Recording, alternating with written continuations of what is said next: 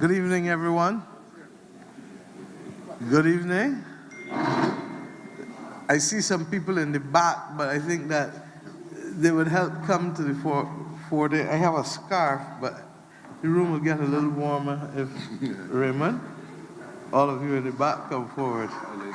Thanks. There you go, open the doors. Open it.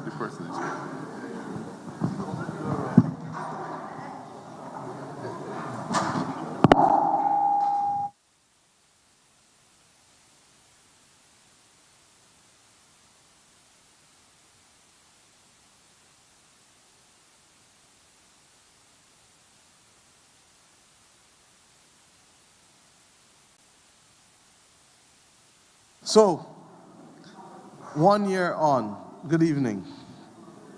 1 year ago, we started engaging members of the community in this parish of St. Joseph, and we have come a long way, having gone to each parish. The government's commitment to be able to speak to people and have people speak with us remains absolute. And therefore, I want to thank, on this first anniversary, the public officials who continue to recognize that we all, whether as the political class or public servants, have a duty to serve the people of Barbados, in whose name we act and whose service we put ourselves at.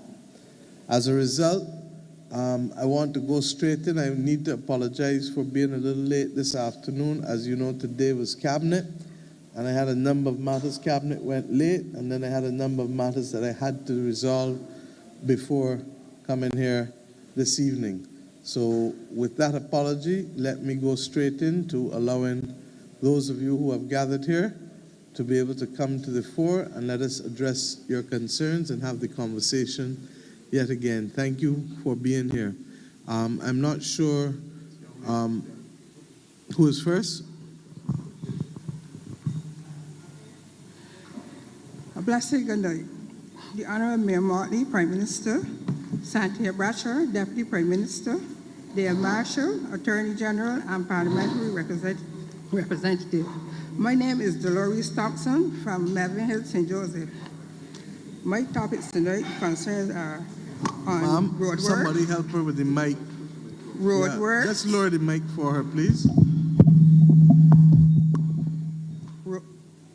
Road works, bridges, garbage bins, clean and green project, and water tanks. Just give us your name again, sorry. Dolores Thompson. Melvin Hill, St. Joseph.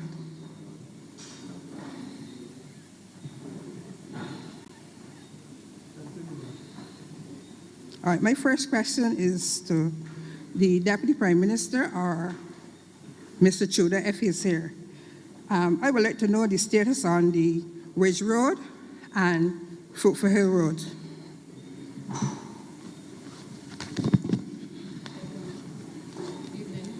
Good evening. Good evening, everybody. Thank you, ma'am, for the question. Mr. Tudor is not with us this afternoon. Ask Mr. Austin perhaps to just provide an update. As you know, some Gabion work would have been done certainly within the some Gabion work has been ongoing within the Fruitful Hill area. The work did stop as a result of us not being able to procure the Gabions. I think we would have been caught up in the issues with the supply chain, trying to get the Gabions into Barbados. And I believe that was the preliminary work to actually get the works in that area completed.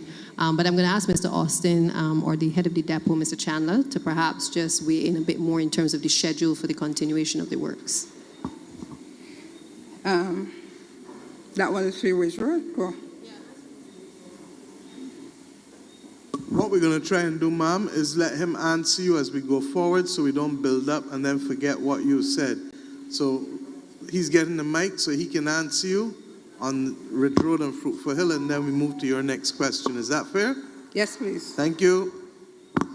All right, good night, everybody.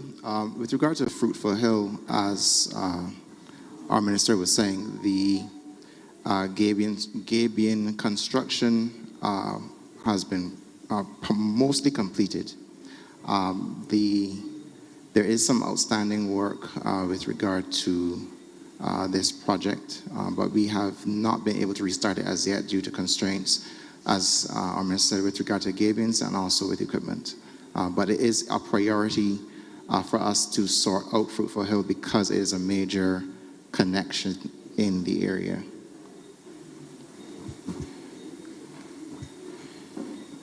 Fruitful Hill. Sorry, I was mainly referring to Fruitful Hill. You were Yes, I was responding to your comments to Fruitful Hill. Okay. When again you think? Timelines?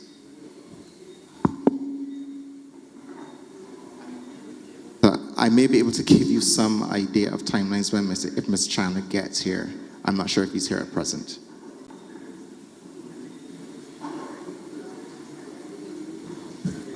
Apparently, Mr. Chandler is who, with all due respect, sir?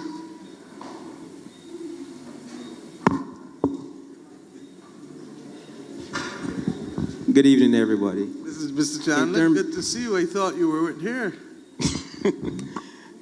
In terms of timelines, when it comes to, we have three major giving projects going on in the St. Andrew, St. Joseph area, which is Fruitful Hill, Coconut Grove, and Trail Path. In terms of timelines, we are at a standstill right now because the supplier of the stones cannot supply. There is a problem with their crusher, and they are the only supplier in the island right now that are supplying us with stones. So until they get or be able to procure the parts for their crusher, we will not be able to go ahead with the work at Fruitful Hill, Coconut Grove, or Trail Path. Okay, that's what I'm going to ask DPM for you to do to get a better idea for us as to when we're likely to get some movement with the supply of for the parts to repair the crusher so that we know that we can access the stone again. Ma'am, Ms. Thompson, I'm asking you and the residents obviously to be patient and to allow us to be able to access the stone, because without the stone there's not much work that can be done, correct? Thank you. And the beauty of the Gabions is that once the Gabions go in, they hold for a while.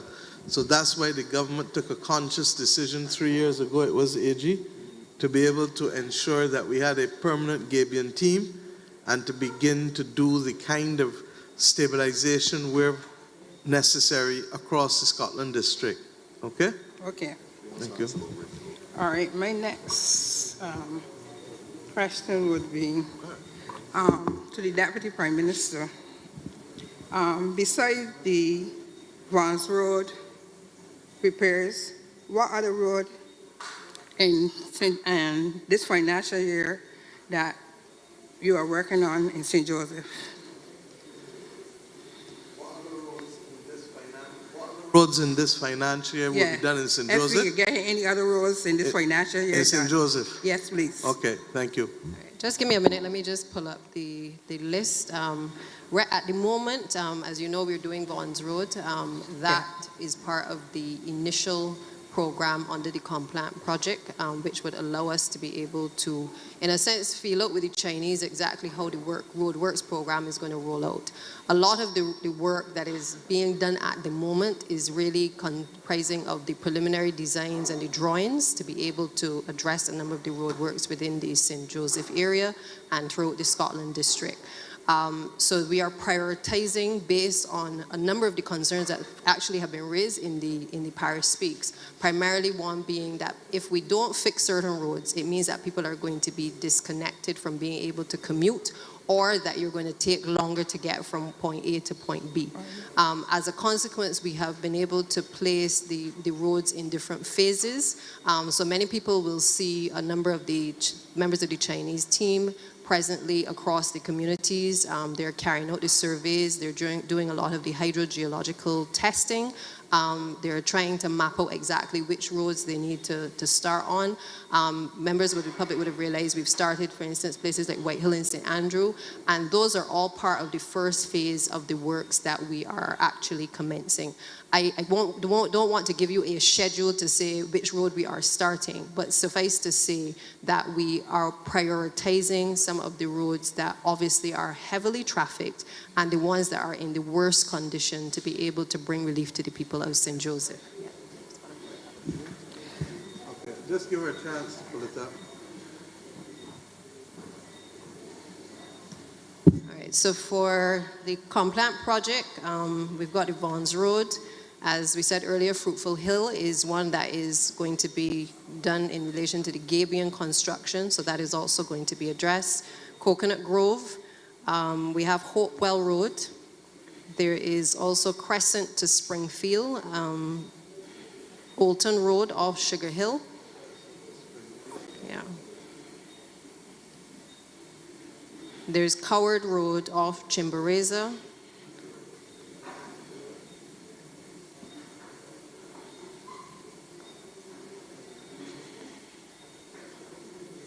Then we've got Easy Hall, Union Road, Spa Hill, Lower Bissex as well. And there's going to be road reconstruction in Cleavers Hill, Joe's River near St. Elizabeth Primary School, and Clement Rock, which is a community road upgrade. Doubt. The early roads that you call Hopewell, Crescent to Springfield, etc., is that for road or is that for Gabion construction first? Which one is it? That is for road rehabilitation and in some cases Gabion construction as well. Okay. And just so that everybody is on the same page, a road may start this year, but depending on the length of time it takes to finish it, it may have to go what? Into the next financial year too. So I just want us to be on the same page because I've learned to apply my heart to wisdom too and common sense and to let people know so that everybody has the same expectations when we're finished. Is that understood, Ms. Thompson? Yes. Okay, thank you.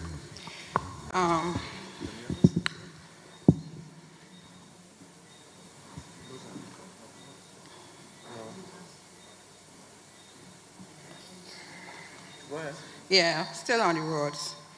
I would like to see some patching done if we cannot get the roads fixed.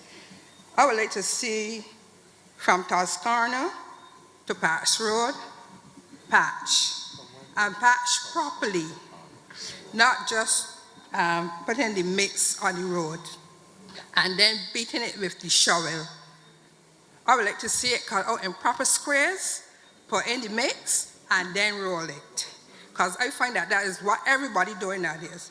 I saw the other day I was traveling in another constituency, and I saw they're doing it the way how I would like it to be done. Cut out the square, put in the mix, and then roll it. It looked better like that, but when you put the mix there and then bang with the thing, it don't look good. Quick sort, but it's a good thing that we enjoy season. Because by the time the rain comes, everything down the road. All right, my next. If I can just respond to you quickly. So this has been a concern again that has come up at a number of the Pardon? Parish Speaks. This is an issue that has come up at a number of the Parish Speaks. And I would have reiterated the last time as well that we are investing in 2 additional patching trucks for the ministry. So exactly the issue that you've highlighted, we recognize that that is a concern in terms of the way in which the works are being done. And we're trying to move away from just having the open back trucks with the mix on it and again seeing the workers just throwing it on the ground. We've also recognized, and I'm not going to sit here and say that there are not some challenges in terms of how we supervise some of these works. And we're working on that. Prime Minister has again budgeted some funds to be able to allow us to retrain and to retool some of the supervisory staff to make sure that the oversight of the workers certainly is improved. But I think the patching trucks, once we get those, that will certainly help us to be able to do the patching of the roads better. And there are a few private entities as well who have also invested in patching trucks. And between MTW and BWA, the intention is that we will work with them to be able to also outsource the additional work that is needed to reinstate some of the roads across the island.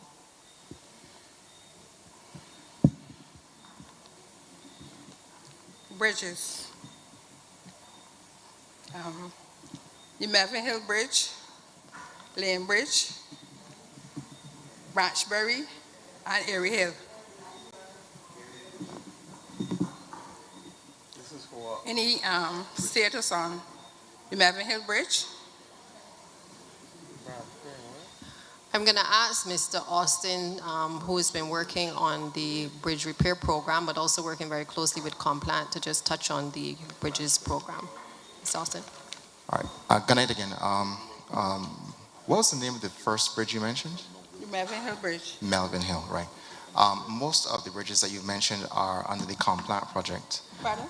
Most of the bridges you mentioned are under the Complant project. Right now, I'm working up a list for the short-term repair of these bridges, because I think fundamentally safety is a concern at present. I think you mentioned Lanes Bridge. I heard somebody else mention Erie Hill. So we are going through or producing a maintenance list at present to be able to remedy, at least in the short term, the concerns with these bridges. So when the short term will begin?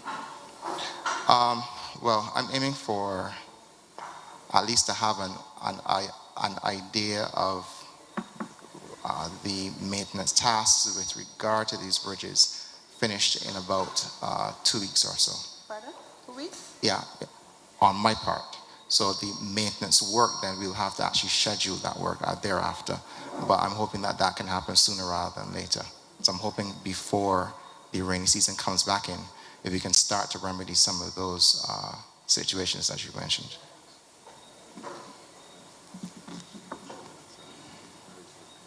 Lane Bridge. Lane Bridge.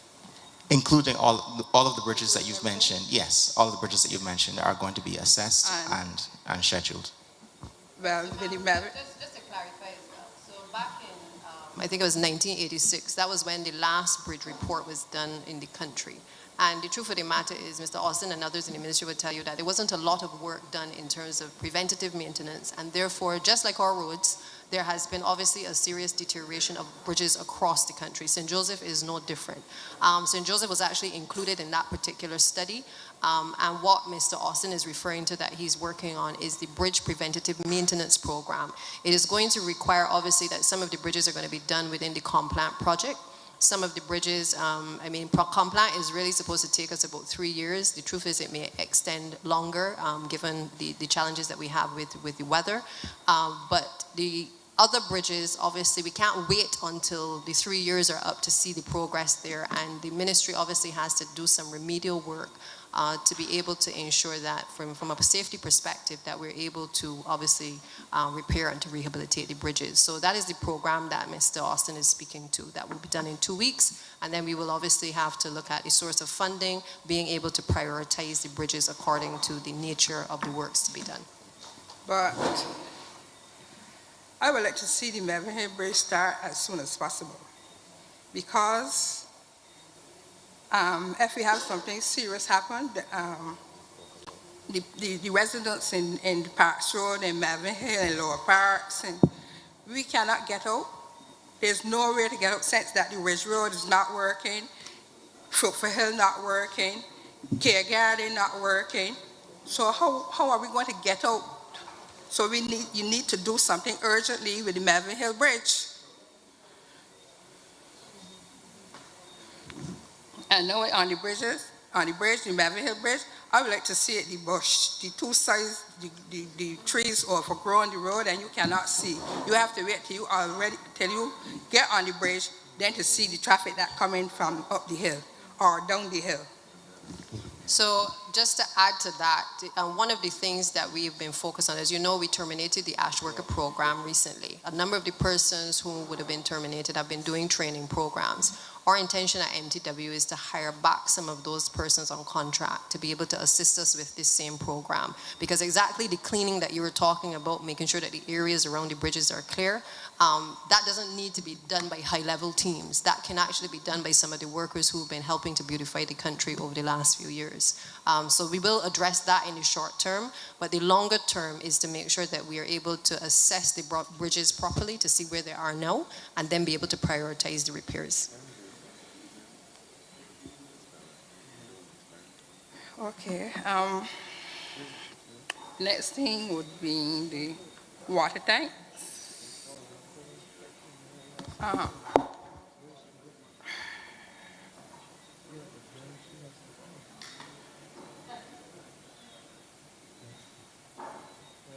The water tanks. The water tanks that some people are getting. They have had a list with people's names on it. The names that were there, the other people's names that were not there are the people that get in the water tanks. And the names that were sent in, they are not getting the water tanks. And some people had the slabs, everything, but the tanks are not there. Well, ma'am, I'm not aware of what you are speaking of, but perhaps you can enlighten me a little bit later in terms of those specifics, because you're speaking general. If there are concerns in relation to persons whose names have been placed on lists that have not received the tanks, Yeah, there are people that then their I would names like you to share that were on information the with list, us so we can investigate it. and their names are not there. And people that their names were not there already have water tanks. They have people that had the slab from everything, but still they are not the tank. The tanks ain't get there yet. Okay, you can talk to me after and provide me with the names of those persons, But please. Deputy Prime Minister, you have people working in that field. So your people, your officers are the ones that should. So I would suggest that unless you're just talking for the sake of talking, then provide the names so that we can solve the problem. Nobody has ever professed that the water authority is perfect. And if for some reason a few people did not get their tanks after having the base, Yeah, but I know about people that didn't get theirs. Let me finish. I'm sure that Mr. Halliday would be more than prepared to have some persons go and see and have it corrected. Mr. Halliday, you have tanks at the water authority, don't you? So the tanks are at the water authority, so it's not even a case of having to go and procure tanks. So help the Deputy Prime Minister help you. Give her the names and let us put them in place for you. Okay. Thank you. Anything else before you finish? Yes, Mr. Minister Adrian Clark, Ford here. This one is about the garbage bins and the Clean and Green project.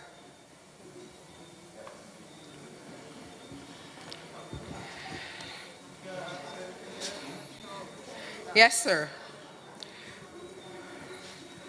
There are areas in St. Joseph that have not received the garbage bins. And I'm speaking about St. Joseph proper and the outer skirts of St. Joseph, which is part of St. Thomas, Fisher Pond, Clareberry, Care Garden. Good night to one and all. You would appreciate, of course, that with the ongoing war in Ukraine, there were supply chain issues. That is the first issue that we were faced with the whole garbage can and distribution. I know they are beautiful. Everybody wanted a garbage can in the house, and they want to apologize, first of all, for not being able to deliver to every single household holder. About over 90% of the country has had garbage cans. So we were able to deliver across Barbados. I must say that in our supplementary, just after in the budget, we were able to, just last month, to give the additional funds to have every single household in Barbados being outfitted with garbage cans. So it's just a matter of time before we already placed the order and they should be arriving in this country. We don't know the exact time, but in the not too distant future. So you will have you and every single person in St. No, I Joseph. have mine. Oh, you're asking My for it? area have. Your area has it, right? But I'm just giving you the rest of the assurance that this will, you have your garbage can, but every single other person in Barbados will have the garbage can to help beautify and add the efficiency in terms of garbage collection. So I give you that assurance today. Thank you. But the next thing is on the Clean and Green project. Well, yeah.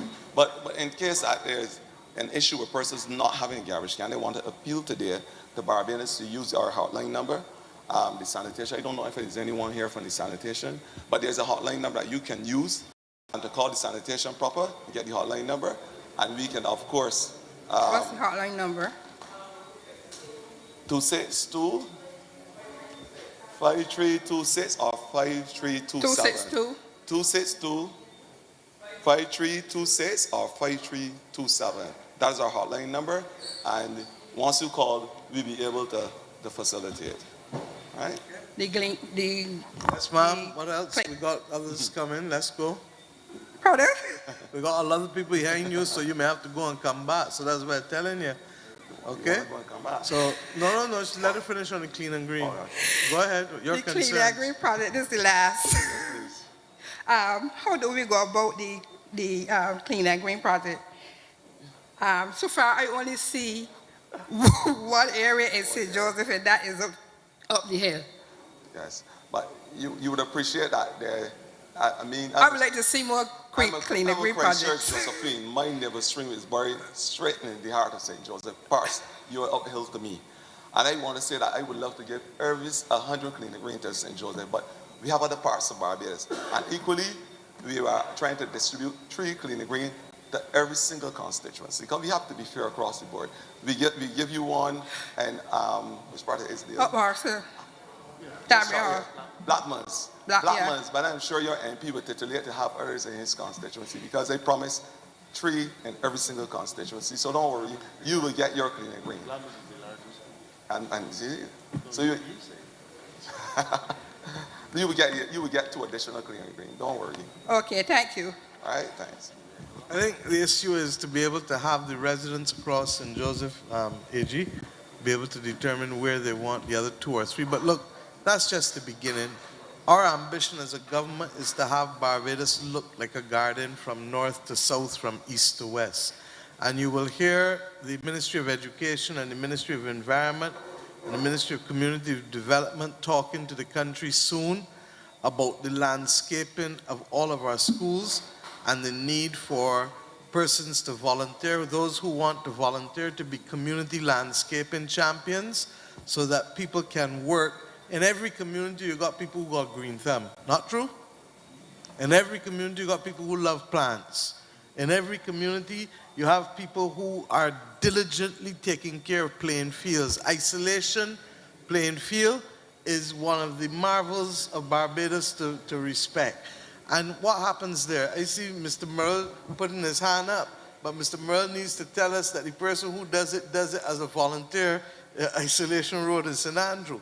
And if we can get a lot more of that, then we are in a position to make sure that every school appears to be an oasis where learning can take place and where people's spirits can be refreshed, from teachers to students to parents. So we are going to be reaching out, and we will have competitions. Eventually, every November, I propose to introduce a Prime Minister's Prize for the best landscape and kept maintained schools at primary and secondary, and those prizes will not be insignificant.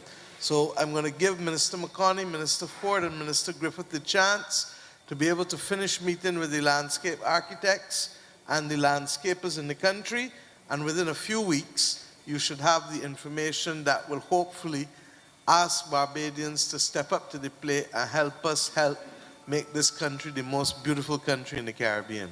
Thank you. Who's next?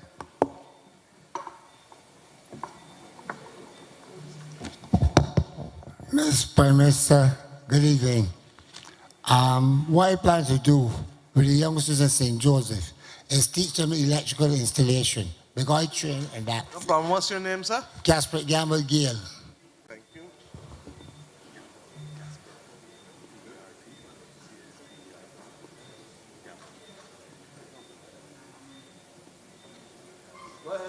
They help us to get some youngsters from off the block and teach them electrician trade so that we don't have to import people from outside to utilize the polytechnic and skills training so that they can learn electrical, plumbing, or anything, because technical thing has get very high. The very first year that I did my second course here was the very first year they introduced metric. Because I only went to the Caribbean once in my life. That was in 1964. I went to the World's Trade Fair in Long Island. And people from all over the world went to that. I've never been back to the States because I don't like the violence that I saw there. The police and criminals shoot out and whatnot. And it's now come and spread in the Caribbean. Because if it wasn't for COVID and Russia invading Ukraine, economies all over the world would be booming.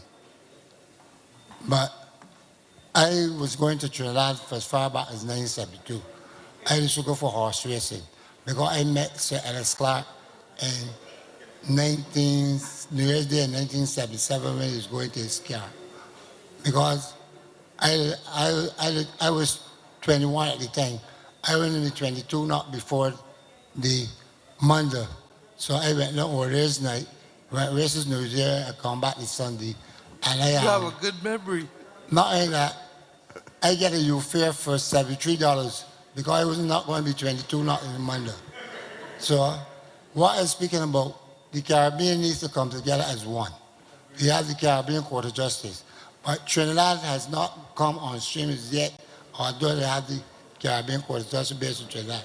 They're still dependent on the Privy Council. But we have to get off. I'm very glad that you take the country in the Republic because I was pushing for that far back as 1975. Because Gamble, thank you for your comments. I want to reassure you that the Construction Gateway program has been established to do exactly what you've said, which is to provide training in addition to what is available normally at the Polytechnic. skills training. Dartmouth Prescott Institute, sorry, I show my age by calling it the Polytechnic. But Institute of I Technology. went there in 1970 when I was 15 at the time. I left West St. Joseph. When I was to go back to school to do O-levels, I tell the rest of want to go to the Polytechnic and learn a trade. No problem. And at 17 was when my second gauge course here finally. No problem. What I want you to do is to be assured that we will be asking persons, all who are interested. I said at the last Parish Speaks that we want people to come forward for training because we may find ourselves with a shortage of skills if we don't have, you could have as many people without work, but if the jobs that are there are for people with skills and the people don't have the training, you have a mismatch.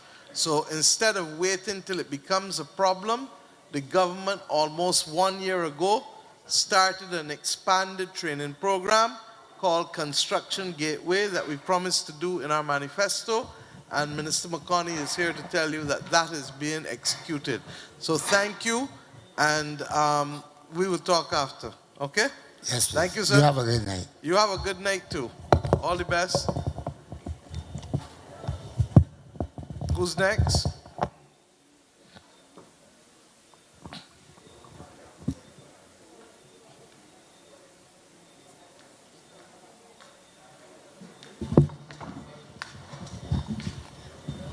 Good night to everybody and good night to panel. My name is Nikita Aline and I am a school monitor, and I would like to know, I've been hearing rumors that come September that we will not be no longer needed at the school. I am also a single parent. Sorry, that you will be what? No longer needed, that the program will be canceled. I wasn't aware, Minister. Well, this is rumors, so Hold on. it got me. Perhaps what I'm trying to tell you is, let not your heart be troubled. In July last year, I put the country on notice that we could not carry the ash workers for the whole time. Not true? when we were at Princess Margaret in 6 Roads. If there was something coming for you, the government would tell you. But there's so much fake news that It got don't me listen to frightened the 'cause- fake news and don't listen to the rumor. What you may have to do is that there may be some retraining to be able to allow you all to better help the teachers in schools to be able to take care of the children in ways that the school needs. But we made it clear that the things that the community elderly program, elder care program, and the school monitors, and then some of the community health liaison officers who actually, some of them have gone into vacant posts that we had for environmental health assistants, I believe is the name of the posts that they have. Okay? Yes, please. Thank you. You're most welcome, my dear. You see why it pays to come out to these meetings, Nikita, though? Nikita? You see why it pays for you to leave home and come to this meeting? Because you get things and you find out the truth one time. And your voice, your body, your expression got a likeness now that it didn't have when you come to the mic the first time. Thank you. Another question, please. Inquiring about the NAS that was supposed to be paid in. That's another concern. The government has indicated that all of those things have to be remedied. So, Kay, I'm not sure where we are with it. You can advise or... All right, she'll find out from her PS and get back to you before she leaves here. Okay, thank you. Okay? Yes, You see, you're even lighter now again.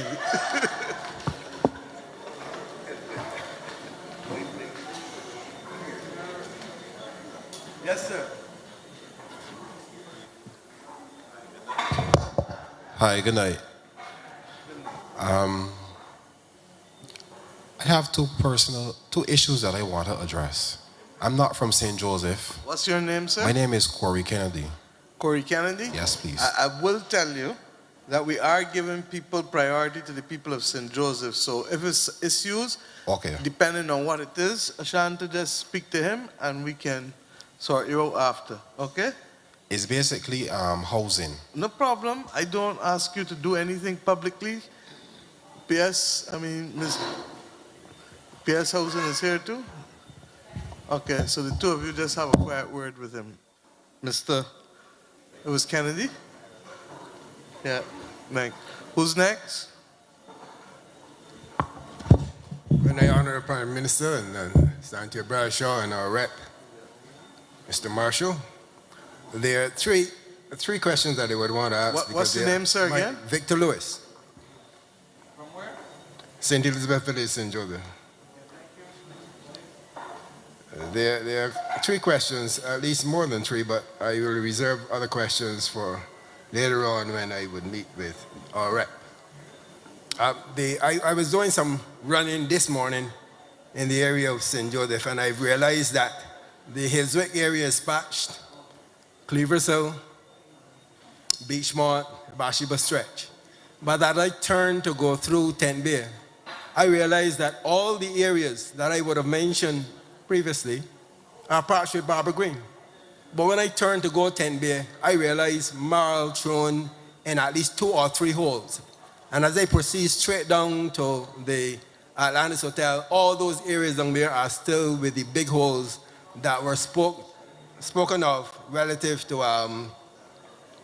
the matter being brought to the attention of the public by the lady there, her name is Paula, who travels in the wheelchair. I think it was very unfortunate, very, very unfortunate that she would have been on television, in the media, on so many occasions for help.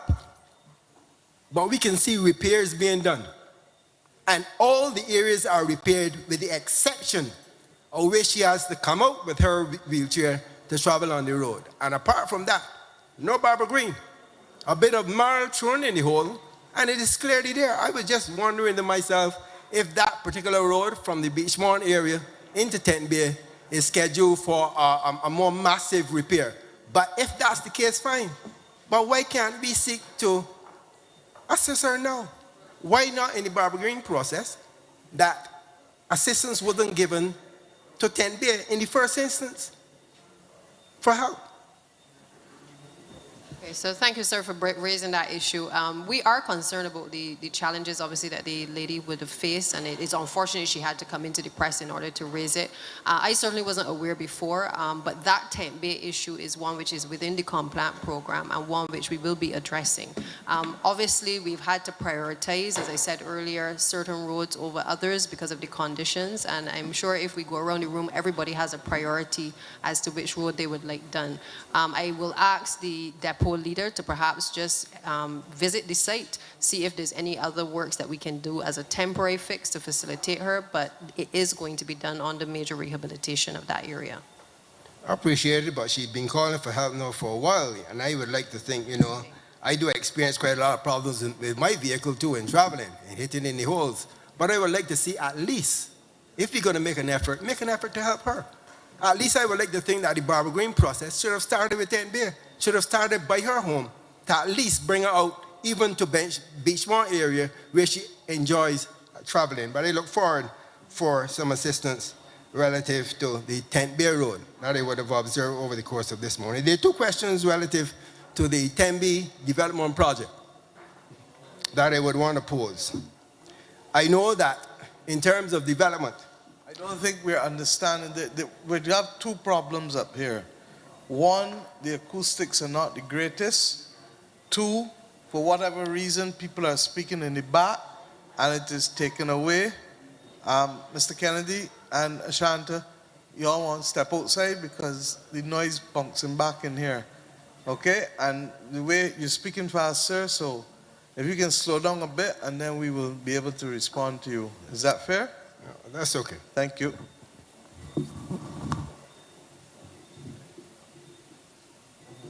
Go ahead. Now, I want to make reference to the George River Bridge.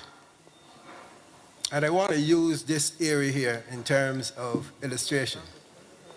This wall over here to my left, that's one deflection wall for the water flow. The wall over to my right is the next deflection wall for the water flow. This is a column, and that's a column. That's exactly how the bridge area down there is laid out. Now, I know that our Prime Minister has been very transparent upon the world stage, speaking about the impact of climate change. We know it. We know the amount of hurricane systems that we have been impacted with in Barbados and throughout the Caribbean.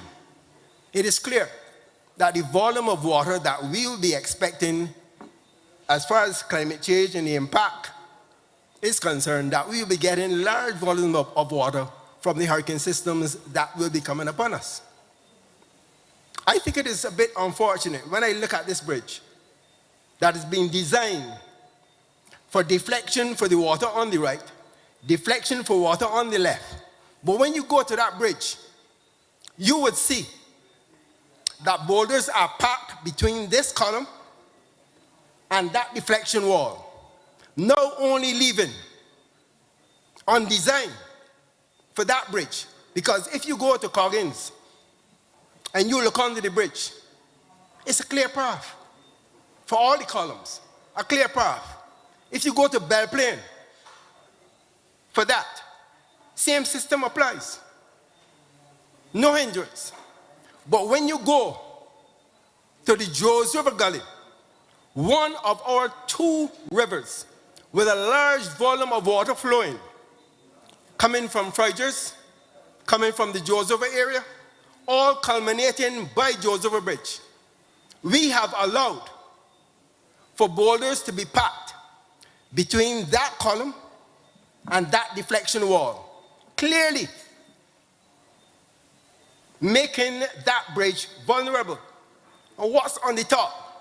16-inch water pipes belonging to us. So the amount of volume of water coming down with the high kinetic or potential energy acting now upon one column, because they can't pass here, neither can they pass here, because we've allowed boulders to be placed in these areas, totally blocking what our Prime Minister has been saying on world stage. that we will be expecting large volumes of water, and of course the wind, etc., we will get. But how can we, in Barbados, sit down and allow, I don't know who gave permission, because I cannot go to Long Pond and put boulders in the water and claim that to be my land. Who gave permission for boulders to be placed at the mouth of our water course, Joseph, one of two, placing all these boulders, restricting the passage of water by over 50%. When that column moves, our water pipes will come down, and we will ask the question, why? Who gave permission? Sir, I can't answer you at this stage, but that is why it came. With all due respect, you had your say. Just let me get the others to have theirs. You want answer, don't you? Yes, ma'am. Okay, so take time. AG? Thank you very much, Mr. Lewis. And, yes, sir. But I can say my understanding is that there was a challenge with the water main that ran under the bridge, and that at some point in time in the not too distant past, there was a problem with the main, and the main had to be fixed because of the fact that work had to be done. Obviously, the main runs under the bridge, so because of that fact, heavy equipment and so on had been taken in. The heavy equipment caused damage to the riverbed and so on, and I am told that when the issue was raised, that it was the Water Authority that arranged for a revetment to have been put in, and I think those are the boulders that we're speaking about. So I don't know when you say that we allowed something to happen. I'm not sure what direction you're going in, but that is my understanding of how that situation arose. The question is, what, if anything, would be done at this point? That's the only issue. What, if anything, needs to be done? Now, unfortunately, I'm not an engineer or a hydrologist, so. And let me speak to that. The government, even before us, invested in something called the ENCRIP program. And the ENCRIP program is to assess vulnerability of areas. We can give you the assurance that in the assessment of vulnerability, there are some areas that are more prone to wind damage. There are some areas that are more prone to flooding. There are some areas that are prone to other types of geological damage. Let us ensure, and Senior Minister Duguid is here, let us ensure that between him and Minister Ford's agency, under which the ENCRIP is managed, that they do the assessment for us. Because I am not an engineer. The AG is not an engineer.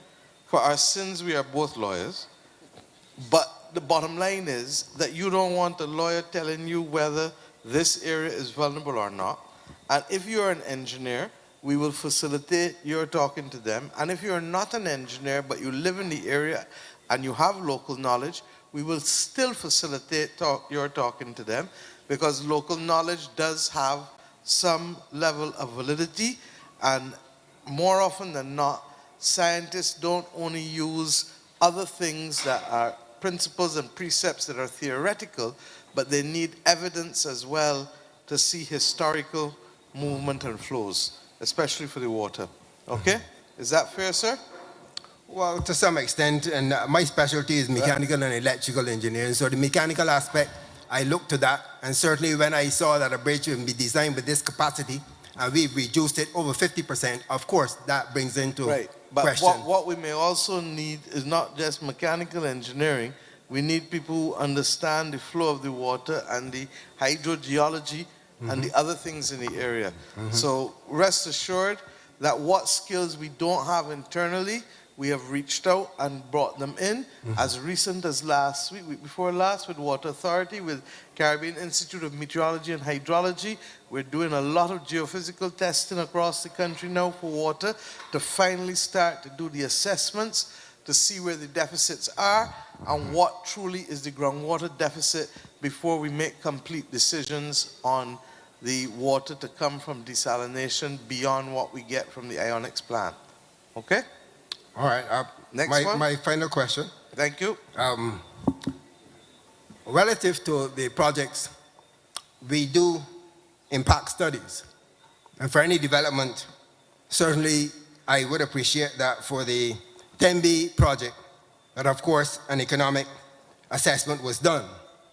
But there are still other areas, the environmental, social, heritage, and transport impact assessments. I want to know that whether these assessments were done for this particular project. You would appreciate that a developer has to fulfill the requirements of the planning office in relation to that a particular development.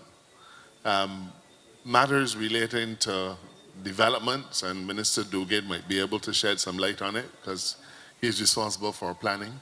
But I can tell you that certainly for major developments, invariably there's going to be environmental impact studies, social impact studies, and so on. For major developments. Now, what is the threshold between a major development and a minor? I couldn't say, but certainly there are clear protocols with the planning office, and I don't know if Minister Duguid is in a position to offer some light on the matter. So, you don't know, or you don't? You don't find out. So you'll find out and get back to you before the end of the day. So he's going to find out whether the find out what impact studies have been done and what was the process, because as the AG said, there's a presumption of regularity, trust me, in this government with respect to what studies are done and what studies may not have to be done, what may be a scoping study, and what needs to be a full EIA or SIA, as you call it, social impact assessment or heritage impact assessment. Okay? I look forward no problem. to hear from Mr. Gouin. William, Thanks a lot. Let us know when you get it. Thank you. Who's next?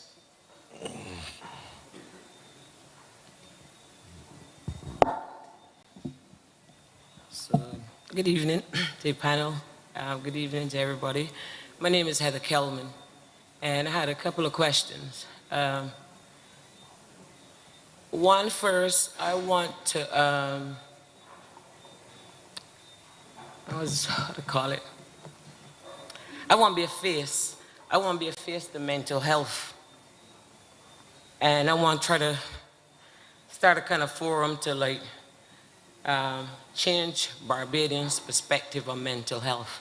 In 2019, I was diagnosed with depression, chronic anxiety, and panic attack disorder. I don't understand it. I still don't understand it. I just know the effects of it. I got diagnosed with that after leaving Barbados, reporting that I was raped to the police, and they told me that you want to be a man, so take man. That's one part. Next thing is that I want to say about is I have a very serious problem with the care of the elderly as it pertains to the state in the Queen Elizabeth Hospital. I believe that there's a pandemic in Barbados, and it's not COVID.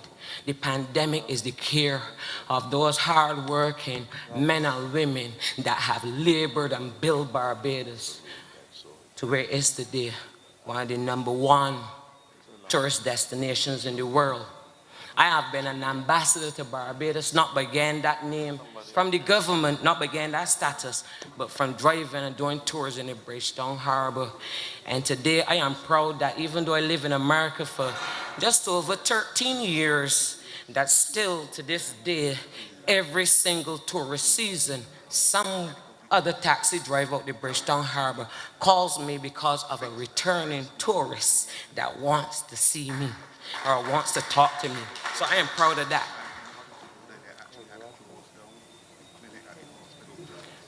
I am trembling because my heart is beating like I'm gonna catch a heart attack. I am not good at public speaking, but I have to come here today. I have to come here today and ask Barbadians to help me rally. Help me to rally with or to create change in Barbados as it pertains to the care of the elderly at the Queen Elizabeth Hospital. My mom has been a public servant of this country for almost 40 years working at the Queen Elizabeth Hospital and was discarded by the doctors at the Queen Elizabeth Hospital. That's another thing. I'm not going to go into too personal. I'm going to explain that because I know you don't want me to go into nothing personal. I'm going to want to talk about my business for my That's sisters. true. So let's just Good. stay focused. But I hear your point. Let me help you.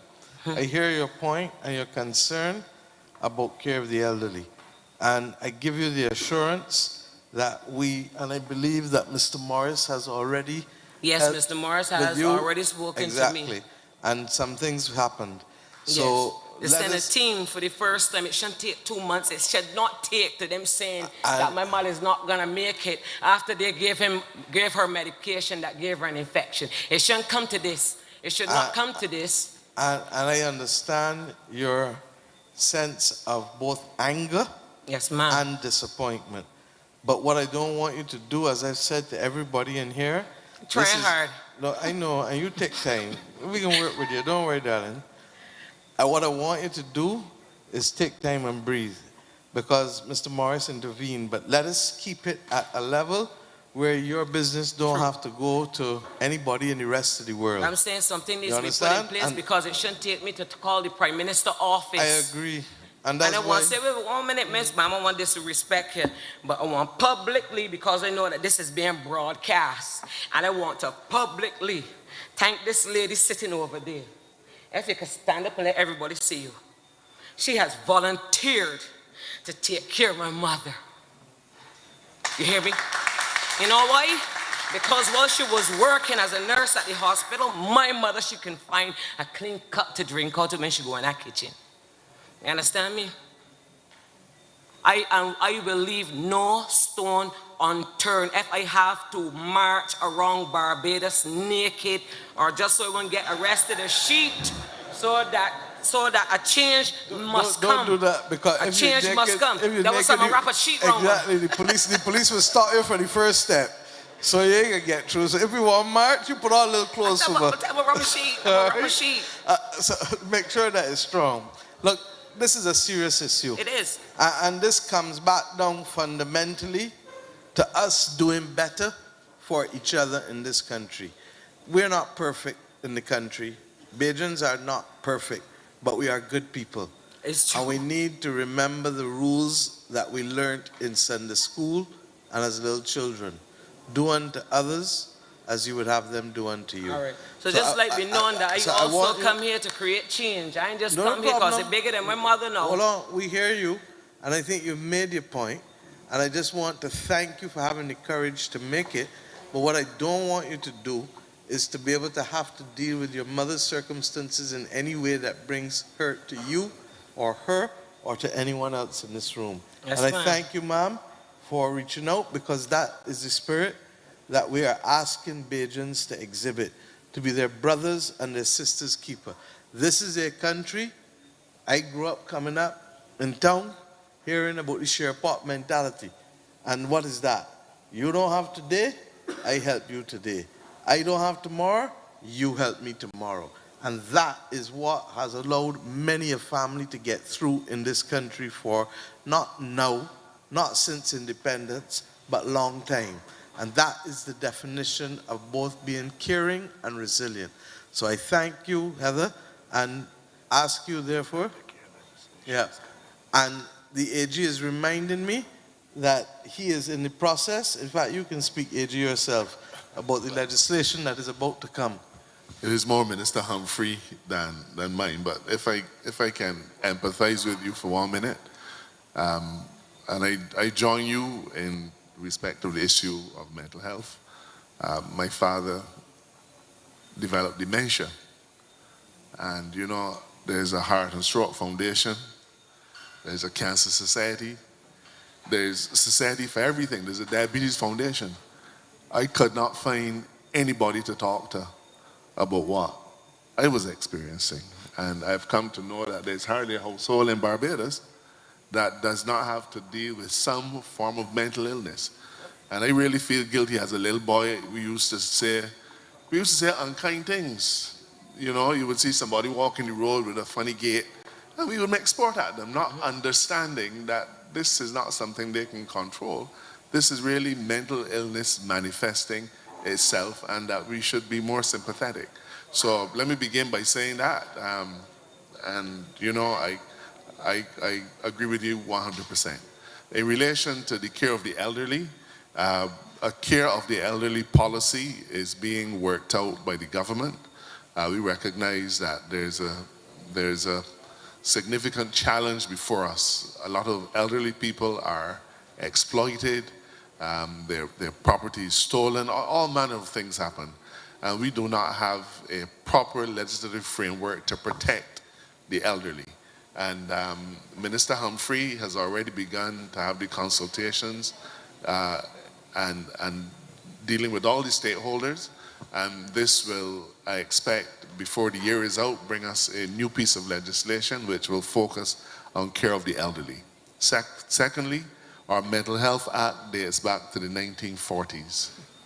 Okay? Explains it. And you know, like we have 300, almost 400 pieces of legislation on our books, but many of them date back to colonial times and immediately post-colonial times. And we've begun systematically changing them and updating them where possible. For example, our anti-corruption legislation dated back to 1929. So we had to fix that. And we've been systematically going through our legislative instruments to see what needs to change, what needs to be updated, so that we can make them relevant to modern Barbados. But I'm happy to say that I'm happy that your mom's circumstances have improved. Please give her my regards. And I think you can expect to see significant change in how we are required to treat the elderly in accordance with the law. Okay. I'm sorry, I would add to that, the Mental Health Reform Commission, Minister Walcott, we've had a different thing. I've just come back from Trinidad. In fact, the AG and myself in the Heads of Government Summit treating violence, that treats the violence as a public health disease. And what we realize is that throughout the entire region, we just simply have not moved fast enough to modernize the mental health treatment and laws, and we're now working to be able to do so. The next point is this, is that if you've been following a lot that people have been talking about and writing recently, they have shown that since 2012, since certain forms of social media became accessible in 2012, that the incidence of mental health disease has increased significantly. So we hear you. I thank you for your courage and being able to share why you feel so passionately about this. And as the AG said, we're giving you the assurance that from the perspective of both the, and let's get real, you know, the numbers for those who suffer from some variation of mental health issue is 1 in 3. The Minister of Health keeps reminding us of that. And to that extent, therefore, it means that there has to be that tolerance level. And I want to salute the AG too, because he didn't have to share his own experience with what he had to go through as well. And that's why we're working with a number of people quietly and some not so quietly to be able to bring about the changes. Okay? Thank you. And this is one big family. We're going to make it. Ma'am, I got one last question. I think the AG may be able to answer it. My question to you, sir, is, I mean, what are the, I'm trying to put it without attacking, I just want to create change, you know. But, okay, so I live overseas. So, I know that my passport is the government, as the property of the Barbados government. I've been trying to get a passport from 2021. Even the police in Missouri saying that my passport, the Barbados passport, is government property. So I actually, because it takes for this for me to get an emergency document to get home to my mother, because I can't get a passport from the embassy, the consulate. I've spoken to all in Washington. I can call names I don't want to, every single one in Miami, all over, and they're saying they won't do nothing. They can't do nothing because I need a police report saying that it's lost or stolen. But you're a Bajan, right? I'm a Bajan. Okay. So Minister of Immigration is there at the back, Minister Abrams. Go and have a quick word with him, and he will tell you what the steps are that you may have to go through in the event of something being lost or stolen. And why is that happen? Because across the world, there is a vibrant trade in passports. And therefore, people need to make sure that somebody is not that we're saying that you did that at all. And I believe you because you have been so honest and sincere on everything tonight that I really do believe you. But also, if we need to help you do the stage that they need to satisfy the immigration department here, Minister Abrams is going to help walk you through that. Yes, okay? ma'am. Yes, ma'am. Thank you so much. And between him and Mr. Morris, who you know as well already. Thank you. Okay? Thank you, my dear.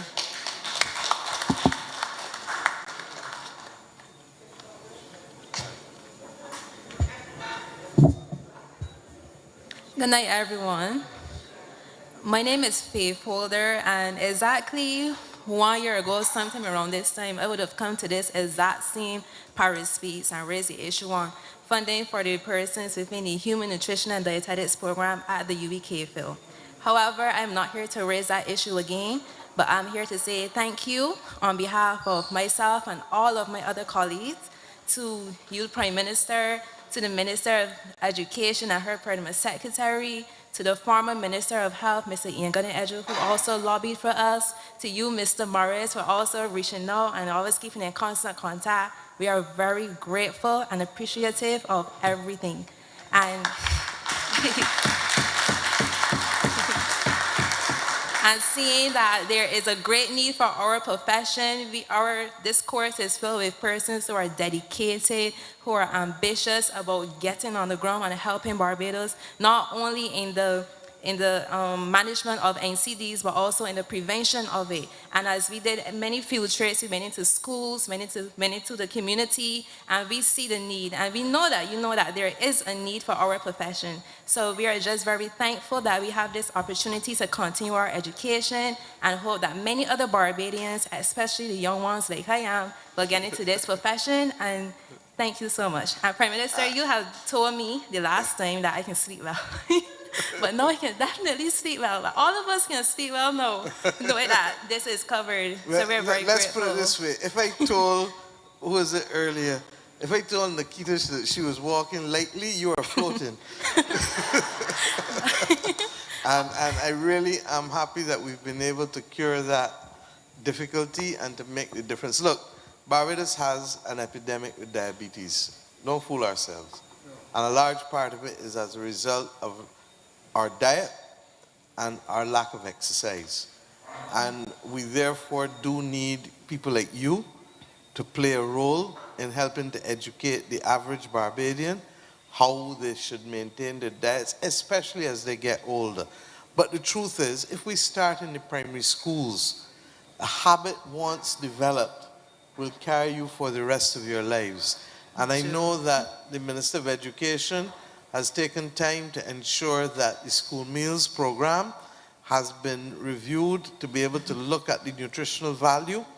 I know that at the level of government, in fact, that we put an excise on the sugary drinks, and I have given the Ministry of Health until the end of September to deal with the issues pertaining to salt and the use of salt in our diet. What I'd like to say to you, and I'm going to be a little mischievous now, because you know that when the government of Barbados pays fees, that under the current program, there's something called Operation Give Back. So I want you to meet for me now with the Minister of Education and work out how best you think, even as you all are studying, because Operation Give Back can be in other areas, not necessarily your area of study.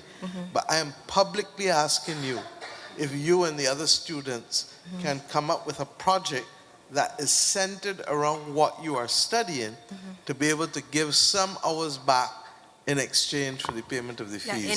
In our program, we actually have internships at the QBH that we have to do starting from this summer. Right, but that's your formal studying. This is going beyond that. And it is asking you to give back, I can't remember if it's 150 or 200 hours a year. Okay? And that's all that the government is asking from our students. We're going to pay your fees, but you're going to come and give back and help build social capital in this country and help people. And if you can do that for me, then this will be a case of not only walking by sight, but walking by faith too. Right? Faith is your name, correct? Yes, please. All right. So we walk both by sight and faith. So, okay, meet with Faith before we leave, and Roy, and let's get a program going. And let me tell you what I particularly want you all to help start working with. And tomorrow I launch a program, I think at 2 o'clock, for training with Coca-Cola with the small shops across Barbados.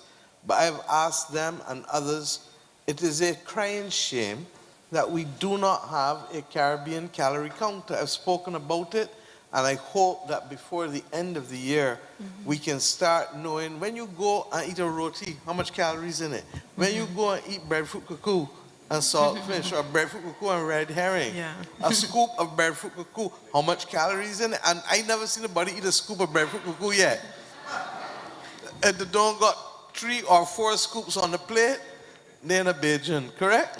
So we have to be able to show moderation. I shouldn't have to go to the NHS site in England to know how much calories in meal cuckoo. Okay? So work with them, and let's do, if we can leave a legacy, y'all can leave a legacy from the studying that you're doing. And we'll probably let you partner with somebody to be able to get these messages out. Thank you. Thank you. It's good to hear that people are appreciative. Thank you.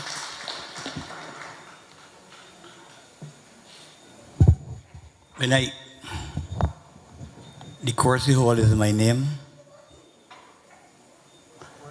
I think it was last year or when we had our first St. Joseph speak. And I'm wondering why we come back with another one.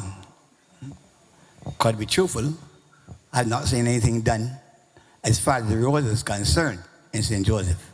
But that's not my pet peeve tonight. My pet peeve tonight is about those Trident ID cards that we have in Barbados now.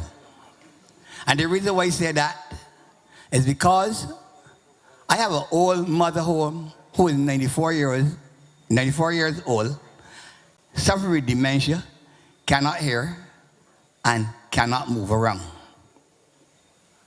But yet still I'm hearing that the 30th of June is the deadline for ID cards.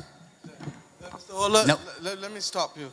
One of the reasons why it was late this evening is because I was dealing with that issue. And tomorrow I'm dealing with it again.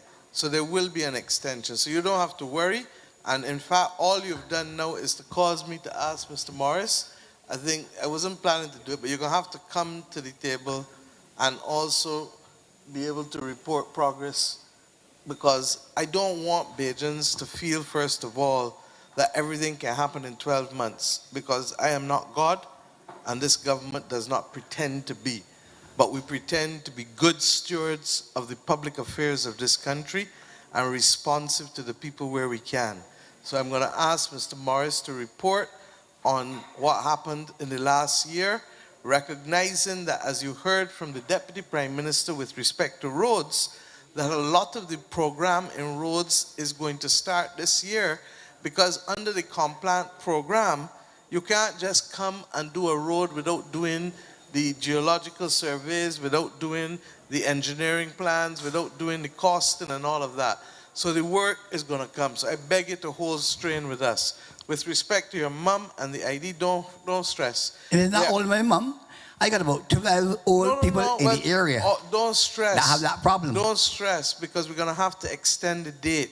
But what I'm trying to tell you is that the supplier of the cards as well is not in a position to deliver any more cards for us before the end of May, it is? Or June, I can't remember. But I think the government should not put a deadline on it. No, but my dear, a deadline had to be on it initially, okay? Since we have run out of stock, and they also have run out of stock from who they were getting it from, okay? You hear us keep talking about the disruption in the supply chain. It is real. Okay? And all I want you to know is that because of that, the government is going to take the decision to extend. The paper came to Cabinet this evening. I asked for the paper not to be taken to give me the opportunity to speak to the head of the Boundaries Commission, who is on vacation, by the way, and I've asked for her to come out to see me tomorrow so that we can make sensible decisions about what is the extension that is needed in order to be able to meet this international disruption of supply that we faced. How many cards have been given out already, Davidson? About 140,000 cards have already been given out. But I feel pleased now to know that we can get an extension again. Well, that's what So that the old people, Yeah, I got to conduct all my old mother business. Don't hurt your head. Don't hurt your head. You know that. And there are other people in here who you know who got that same problem. Right, and don't hurt your head. So you good. know that this government is not going to let rules or circumstances be an instrument of tyranny. We came to office and we said that there were too many examples of that happening. Okay? That's why I turn around when they tell me that you can appoint public servants without going through XYZ process. We said no, pass the law and let the people who have been acting for 3 years or more be appointed. And anybody who feels aggrieved, go to the president on appeal, and the president of Barbados has done more than 900 appeals in the public service. So rest assured, in case you forget, my brother, that this government is not going to let the rules be an instrument of tyranny. Okay? But I feel pleased now tonight to know that I can go back home and talk to my other family and let them know that. So you can walk late too. Be good, be good. So You thank can you walk very late much. too. The Lord That's bless my it. main problem. Thank you, sir. Thank you.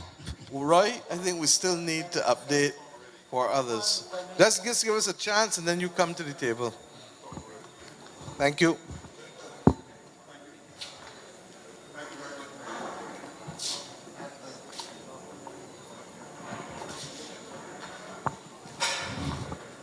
A blessed and a pleasant good night to You everyone. hold tight, sir. Mr. Morris is talking and there's a gentleman who is before you. So just hold on. The chair is next to the mic. Apologies. No need to apologize. It's just that the mic that he has isn't working. Here, use this.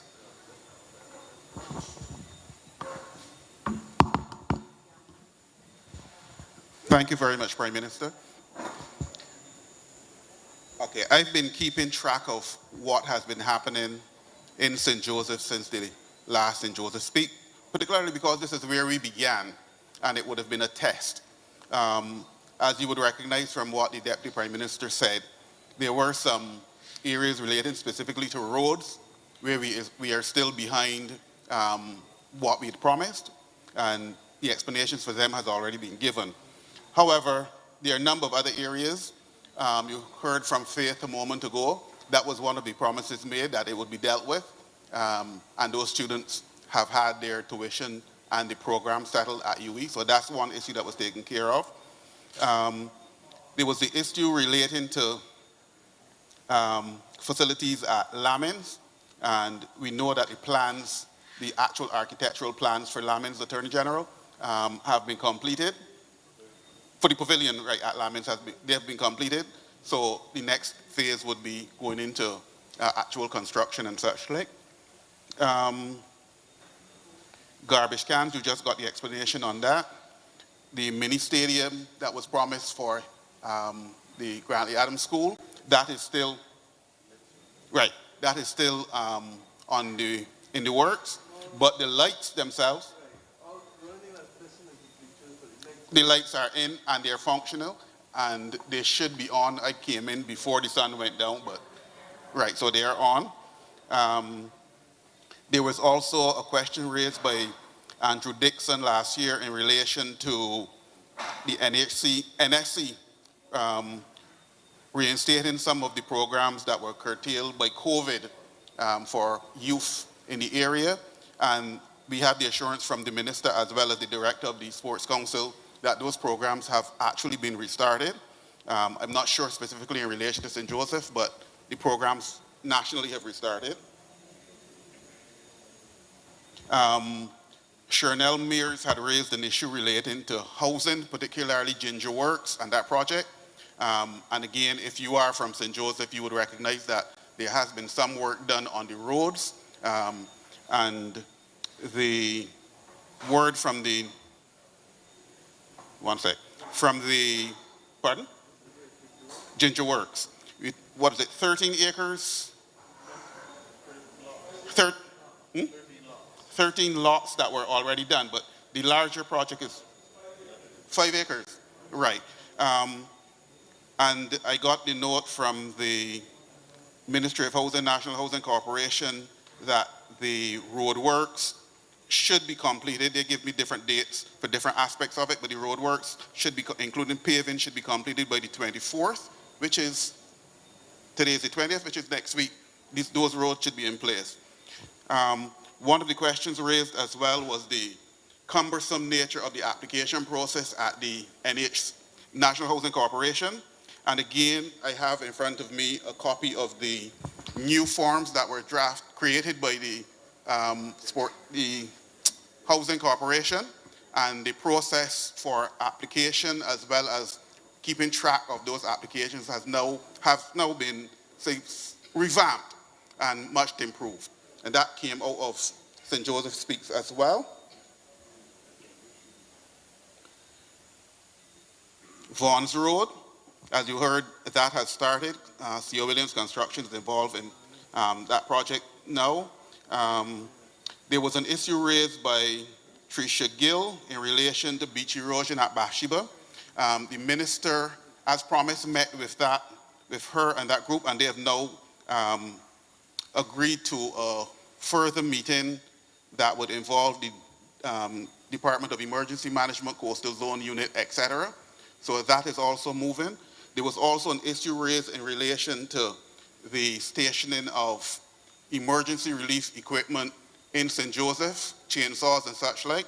And I have word back from the Department of Emergency Management that there is in fact a bin that is available to the DEM and station at the Eric Holder complex.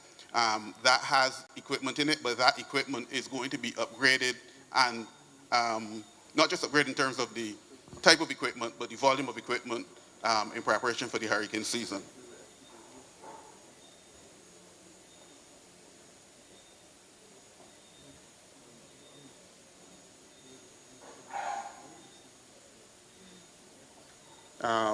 I don't think there's a need for me to talk about water. That is perhaps the one big thing from the last St. Joseph Speaks that is not an issue. I think, Roy, that you can't say one big. The problem in St. Joseph for so long. Water was a problem in St. Joseph for so long that I am not going to associate myself with your comments when you say the one big thing. It is the most fundamental and major achievement to bring water to the people of St. Joseph. The people of the Water Authority have had to take licks year after year after year after year in this school hall and elsewhere. And I think that it is only fair on behalf of the people of St. Joseph that I would like to thank the Barbados Water Authority for being able to deal and resolve the issue for the residents of St. Joseph. Thank you. And I am told that you will pass on those remarks to all of the workers who helped make this happen, both at Vineyard and on all the pipes that were laid from Vineyard to Golden Ridge to up here. And you also have a new reservoir at Castle Grant, spanking new reservoir to replace the one that was built when? Alex, when? Almost 100 years ago. It is a work of architecture and wonder when you go in it to see what they did and how they did it. But that's how old it was. Thank you, Roy. Apologies, Prime Minister, for minimizing something that is so significant. The other major issue that I would just report on here is that one of the complaints related to monkeys and the destruction, and there is no new legislation, again, arising out of that, there is a cabinet paper that was prepared and should be before the cabinet now for discussion in relation to that issue, again, arising out of St. Joseph. So there has been significant development as a result of this. It is a model that, as far as I'm concerned, that works. But in addition to the things that occur at the microphone, what you may not recognize is that from the PMO desk that we've had at the hall of all of these events, there are individuals who come who point out challenges. And then we work on those without the glare of the public. And those are people that get results as a result of what we've been doing here. So to all of those who are now looking at St. John and then St. George and then St. Philip and across the country in the second round, we will report just as we've done here tonight to demonstrate that these, in fact, are working. Thank you, Prime Minister. Thank you very much. And as I thank the Water Authority, part of it is really as a result, and this is why I want to talk the country through some of these issues. We had, as a government, to put $30 million year before last and last year in the Barbados Water Authority. And this year we put in 20 million. This government is putting its money where its mouth is and where its heart is. I wish I could just literally wave a wand and solve everybody's problems. But life is not like that. And all of you who have families know that when you have children or elderly people depending on you and you have limited resources, you have to prioritize and make decisions.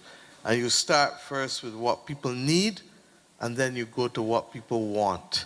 And I'm not asking you to believe that the government is any different from you. This government was the third most indebted country, debt to GDP per capita in the entire world. And having inherited $18 billion in debt, we brought it down. We've incurred some since then, but the debt that we've incurred is to bring water to the people of St. Joseph. The debt that we've incurred is to do the water in, in the reservoirs from Fort George and Lodge Hill and Indian Ground and all of the other areas that got the reservoirs. This government has also been doing work to be able to carry water to the people in Shop Hill. When we met last month in St. Thomas Speaks, I spoke about that too. This government has been incurring debt to do the roads. This government has incurred debt to buy 49 electric buses. This government has incurred debt to buy a whole host of sanitation service trucks. This government has incurred debt to build a new accident and emergency, and thank God we built it and it was finished before COVID, because when the social distancing, a phrase that we forget now, was imposed, look how everybody close up underneath one another. You understand? When the social distancing was imposed, it meant that had we not had that extra space in A&E, we would have put the entire Queen Elizabeth Hospital at risk. If the QEH went at risk because of the density of housing all through St. Michael, Christchurch, St. James, then we would have put ourselves at serious risk. This government incurred money to put Harrison's Point and to build it. I say these things because sometimes people believe that there's only one issue or one parish or one thing to solve. And the important thing for me as Prime Minister is not for us to achieve perfection as much as we want it, but for us to do right by people and to do good and to manage the public affairs in this country responsibly. And it therefore means that you're going to have to balance competing interests across sectors. You're going to have to balance competing interests within the same sector across parishes and constituencies. St. Joseph has gone ahead. The people of St. Peter and St. Lucie are waiting for their day as well. And Water Authority knows it, and we're working. The Deputy Prime Minister, as recent as 2 days ago, was meeting with people out of the US that I had met with from Google X, who have technological solutions to be able to help us map out and to work and see what we really have and what we don't have in terms of leaking pipe, etc. If I give you what Rommel Springer gave me for the history of the Waterworks Department, going back to the 18th century, 19th century, and coming forward, sorry, then you would begin to understand what it is we're beginning to fix. And the reason why I insist on having these meetings, and Mr. Holder want to know why we back here, Mr. Holder, even if Roy Morris couldn't get up and present nothing, we would be back here. Why? Because conversation and engagement is not a historic act.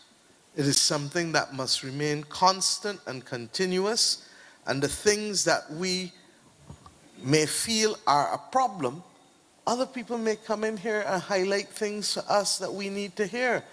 And if we don't hear from you directly, then we can't filter that in to our proper policy planning. So I want to thank those of you who come out.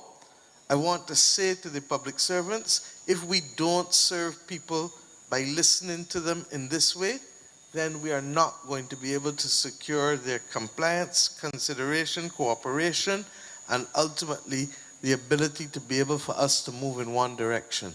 And I hope long after I leave this job that people will continue, because this is democracy in action. And when we said in our covenant of hope, not even in manifesto, I showed it to Santia Sunday morning again. In 2016, approved by our annual conference. In 2015, deep in opposition, that we're going to come to the people, parish by parish. That was the exact phrase I used. We got messed up in the early days because of COVID. As soon as COVID was out of the way, we've come and we've started it. And I hope that the People's Assemblies, which Minister Humphrey now has to work with Cabinet Office to make a reality during the course of this fiscal year, by the end of this fiscal year, that will allow for more people to have a say and to participate. Let us make it happen. Sir, you wanted to be, there were two of you. Thank you. Hi, good night, one and all. Just had a quick question here. Your name is Matthew Hinkson. Sorry? Matthew Hinkson.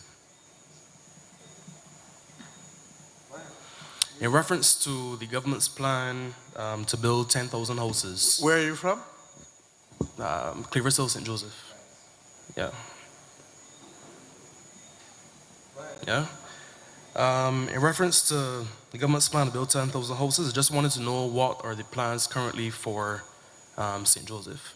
So that question could be either be directed to the AG or the minister in charge of housing. I saw the Minister of Housing here. You start with the works and then come to Minister Housing and Mr. Lord. Okay.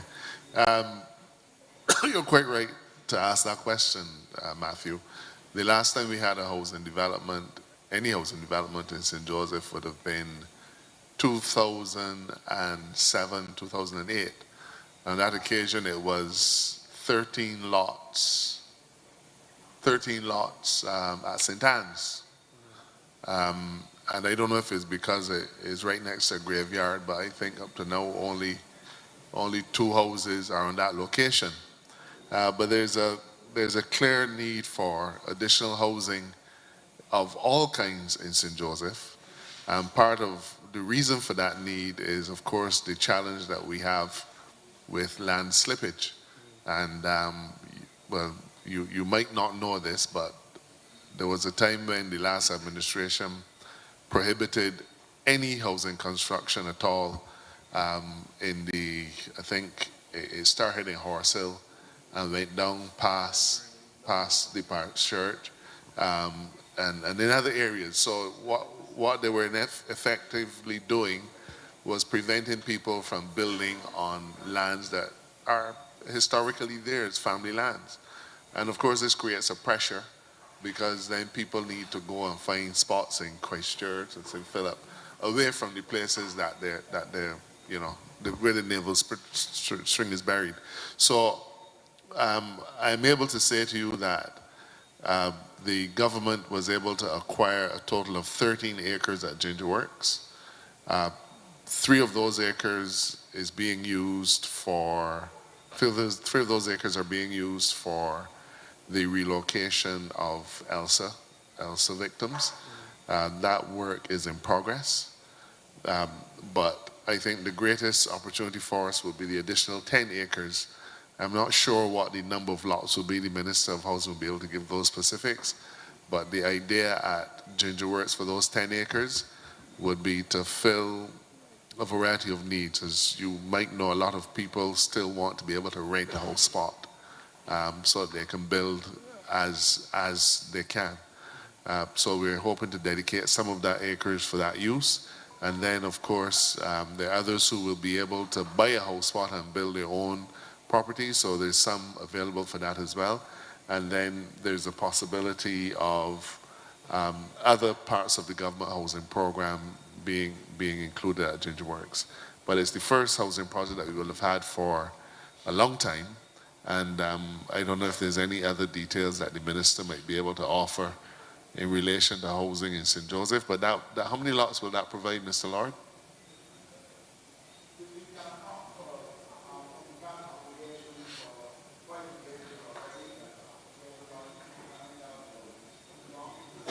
How many lots?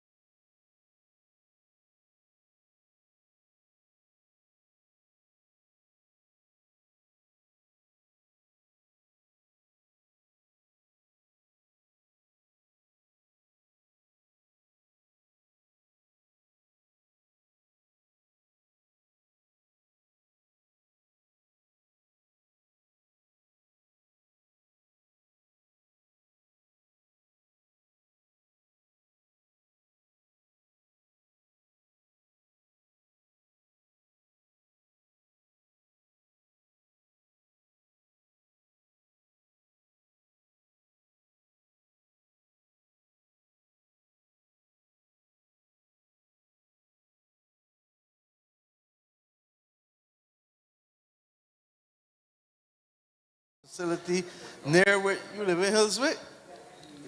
And the facility in Hillswick too? Well, on the no, other I want side? nothing in Hillswick. But you're an architect, so you see the wonderful thing that has replaced up there. So you know that come, but I take your point. I only pray to pull your leg. Well, I want to wring your hands. When you wring my hands, and they can hold you to the Hold fire. where? Oh. Because you gonna offer to do to help Minister Ford and do the location and the design for the public latrine. Certainly. I volunteered for Barbados all my life. I ain't only teasing you. I wouldn't do that to you. Bottom line is, though, I think that Adrian is making a valid point, and you have responsibility for the beaches. And in the same way, we have a public convenience the other side by Diner Shop, restaurant, behind at the back of the restaurant. We probably need something there by the soup bowl, in truth. So look and see. The problem is I don't know whether we have access to land and what we can do. Dale? Thanks very much, Steve.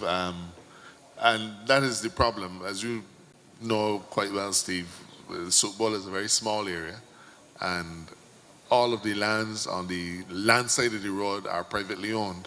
But the truth is that it is often an embarrassment for us, especially when we have surfing. You have international surfers coming down, and there's no proper place for them to change, there are no proper toilet facilities, and so on. I have previously acquiring a parcel of land in that area, and I think that it would be a good thing. It would provide maybe a surf shop, public toilets, and so on, not just for the bus drivers, but for the many people who frequent the area just for normal leisure. So I support what you're saying, and I'm afraid I've bent the Prime Minister's arms so much that it almost break off. But I'm willing to first a little harder. I'm willing to push a little harder, see if we can find the money to do an acquisition and then come up with a project. Yeah, I agree that I actually thought about the acquisition, the area where the building burnt, where the erection of that tent is done. I believe that from there almost going northward, that can also be to sort of improve the bit, because what happens is that the surfing group or organization, every year they have to come and sort of excavate at the side to put erect the plastic toilets. And I think that it is high time. It's high time that we see something spectacular, and I think that it would be an added tourist attraction, and it would help persons to probably a little boardwalk at the side, Adrian, right? That we can have some of the people bring some snowball machines and ice cream, cotton candy on weekends, and help improve the area, right? And I think that those are my 2 points. Thanks. Right. Okay. Michael, you're from St. Michael, right? No, ma'am. Sorry? No, ma'am. Huh? No, ma'am. Mr. Dale Marshall could tell you where I am from. Who's from? Okay. But you living up here? Yes, ma'am. I didn't know that. I know you as a St. Michael Northwest man. So I was about to tell you that because we have to move tonight, we can close off, and I will talk to you separately because we're not doing St. Michael tonight. I tell you that I am from St. Michael. I know you live in St. Michael. I went to school right here at St. Joseph. This is not where you went to school, Skipper. Come. No, ma'am. Michael, I'm from Fisher-Pond, St. Thomas. I know it. Mr. Dale Marshall could tell you that. I know that, but you're not here for that. You and I both know that. So ma'am, you could foresee what I come to say tonight, ma'am? No, but it is not for people like you from town to come up here. We ma'am, already. My address is in Fisher-Pond, St. Thomas. Mr. Sir, come. Let us get real. If I knew you were coming here... Ma'am, you got to be honest and fair. And I am going to be fair, and I don't know you as a St. Joseph man. Well, let Dale Marshall tell you where my roots is in Fisher Pond. We are not talking about roots. You said it 3 times. I've listened to you carefully. Your roots are in Fisher Pond. You are born in Fisher Pond. You have never said you live in Fisher Pond. Live in Fisher Pond. With all due respect, Michael. I live in Fisher Pond and my business is from Fisher Pond. Thank you very much. We'll see you after. Okay, thank you. Come, Marilyn, St. Joseph resident, come. Good night, Madam PM, my MP, the rest of the head table. My concern tonight is with the transport board. Oh, my name is Marilyn Cook, and I'm from Branchbury. Our Sugar Hill bus. Anybody from the transport board here?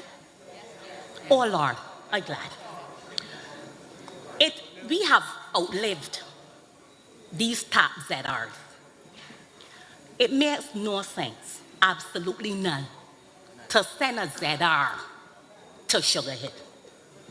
I have seen many persons being left in the bus terminal. When our bus, the Sterling and Blackman's tenant, I live in Branchbury, a stone throw away. When that ZR get in Branchbury, the bus full. We barely have the bus. It is time that somebody get low sense because they ain't operating now right now. And sometimes in the bus terminal, you may not get a 1 o'clock bus. You ain't getting a 2. The 3 gonna come. You know they can still send us ZR? What sense is that making? I think the time has come for us to get some big buses on the Sugar Hill route. Because if it leaves me now in Branchbury, it don't make no sense going down in Erie Hill, the people in Prout, nothing so. So when a bus, to me, they're just sending a bus, or a ZR, so you can say, well, want to get a bus. And it is absolutely ridiculous. So I am pleading with you, Madam PM, because I know you just get things done. We need some buses for Sugar Hill. There's nothing sweet about this Sugar Hill road. Ms. Holder is here. Ms. Holder, you want to respond? To explain? Oh, and while we at it, Ms. Holder, I don't think that Sugar Hill after the 9 o'clock bus, our next bus is midnight. I think that needs to stop too. Because if you miss the 9 o'clock bus, you should never, ever have to wait until midnight to get a bus to get home. Because Sugar Hill people is people too.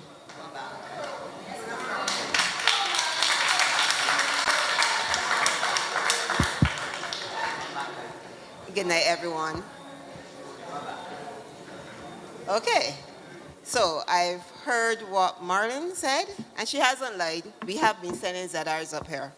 But we've been sending ZRs because at the time that is usually the problem, which is between 1:32 and 5 o'clock. Hang on. Give me a chance. We know that we are having a problem up here. I accept we're having a problem up here, and we're working on it. We will try our very best to improve the size of vehicle, but we are suffering with challenges of our capacity, and capacity as in how much vehicles we have on the road. You heard the Prime Minister say there were 49 electric buses purchased. But if we did not buy buses since 2006, and we brought in 49 buses, we're still going to have challenges as we continue to build up that capacity. We have been told about the Sugar Hill issue, and we accept that we have to fix that.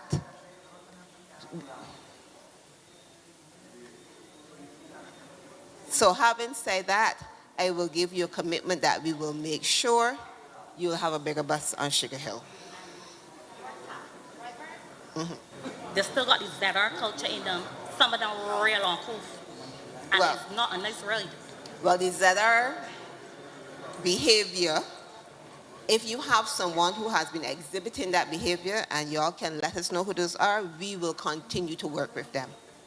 Because what someone might show me in the terminal might not be what they show you on the road. So if you don't tell me about it, I might not be aware. But we will continue to work on that. So you know Grantley Adams is a school. So So you say said, Grantley Adams is a school. Right, but I mean, like you said, the 1:30, the time span that you gave in there, a big bus should leave the bus stand at 2 o'clock. So, to come and pick up these children, don't make the go school bus. Because they have a little girl living in front of me, and she does go squat Hinesbury. And some nights, many nights, by 7 o'clock, she no getting home. All right, because so you're saying two different things. Passing, she Okay, so you're saying two different things. You're talking about students who are coming from Bridgetown and need to get home. Because we send buses to every secondary school to be here when school finishes. So you accept that, that's correct? That's the given. Good. So then you're now talking about other students who are in the Bridgetown area that have to get up here. No. So you got The problem Hinesbury? is, no, let me say this. The problem is, and persons don't understand, our schools are the priority. So if I send everything around 2 o'clock out to schools to bring in students, the ones who are in Bridgetown will be in Bridgetown waiting to go out. Now that you have highlighted that that is also one of the follow issues that we're having, as I said, we will look at a bigger bus and work with it. If, however, I cannot supply a bigger bus, we have already instructed our people that we will send more than one ZR, because this has been, you have to get more than one to get the capacity. But it don't happen.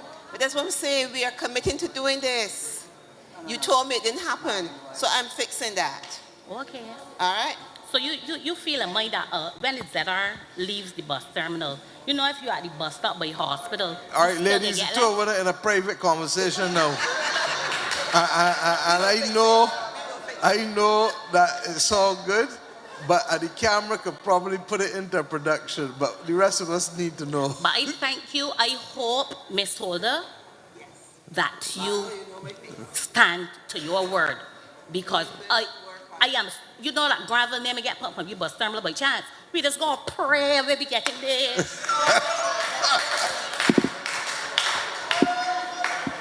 thank you. Why thank you. Thank you very much.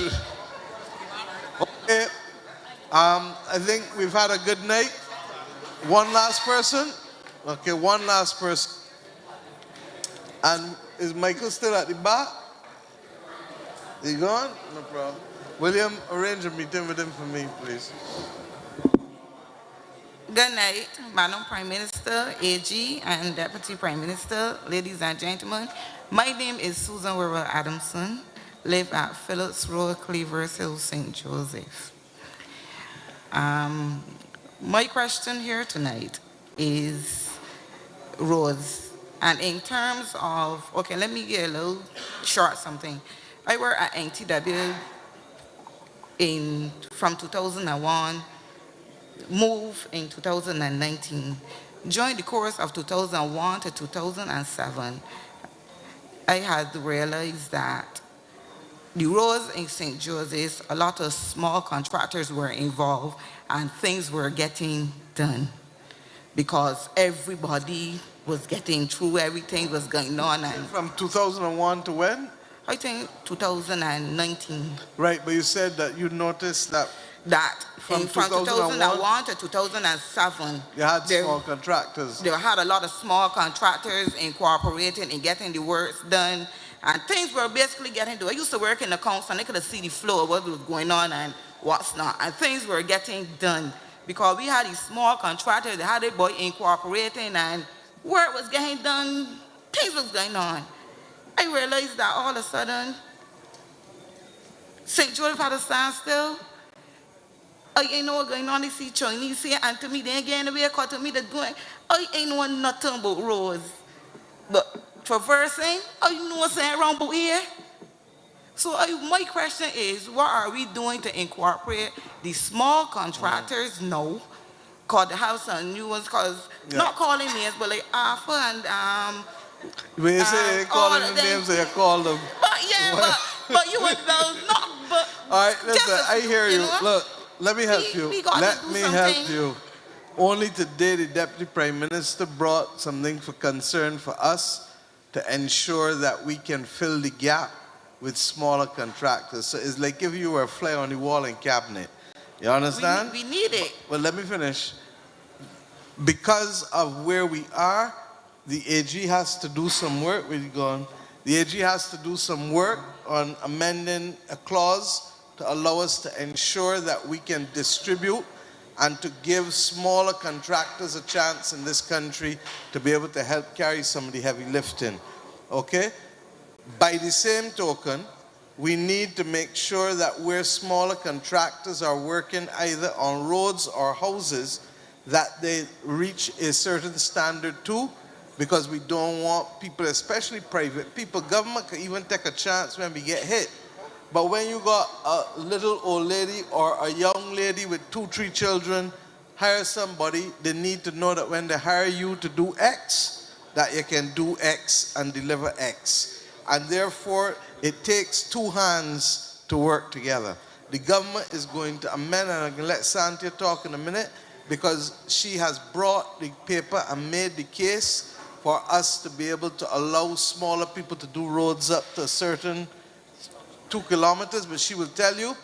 And then separate from that, the government has started to buy equipment to allow us to do what we call the tenantry roads as well.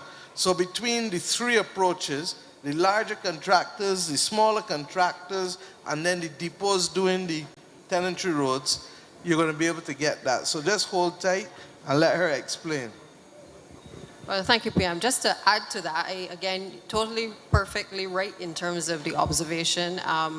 We have been seeing 2 main contractors really doing a lot of the work in the country. And the truth is our works program is so large right now that there's no way that they're going to be able to continue to meet the demands that we have, and certainly the demands of the public. And that was the reason which was motivating us being able to look at how can we legitimately open it up more for the smaller contractors to be a part of the playing field in a sense.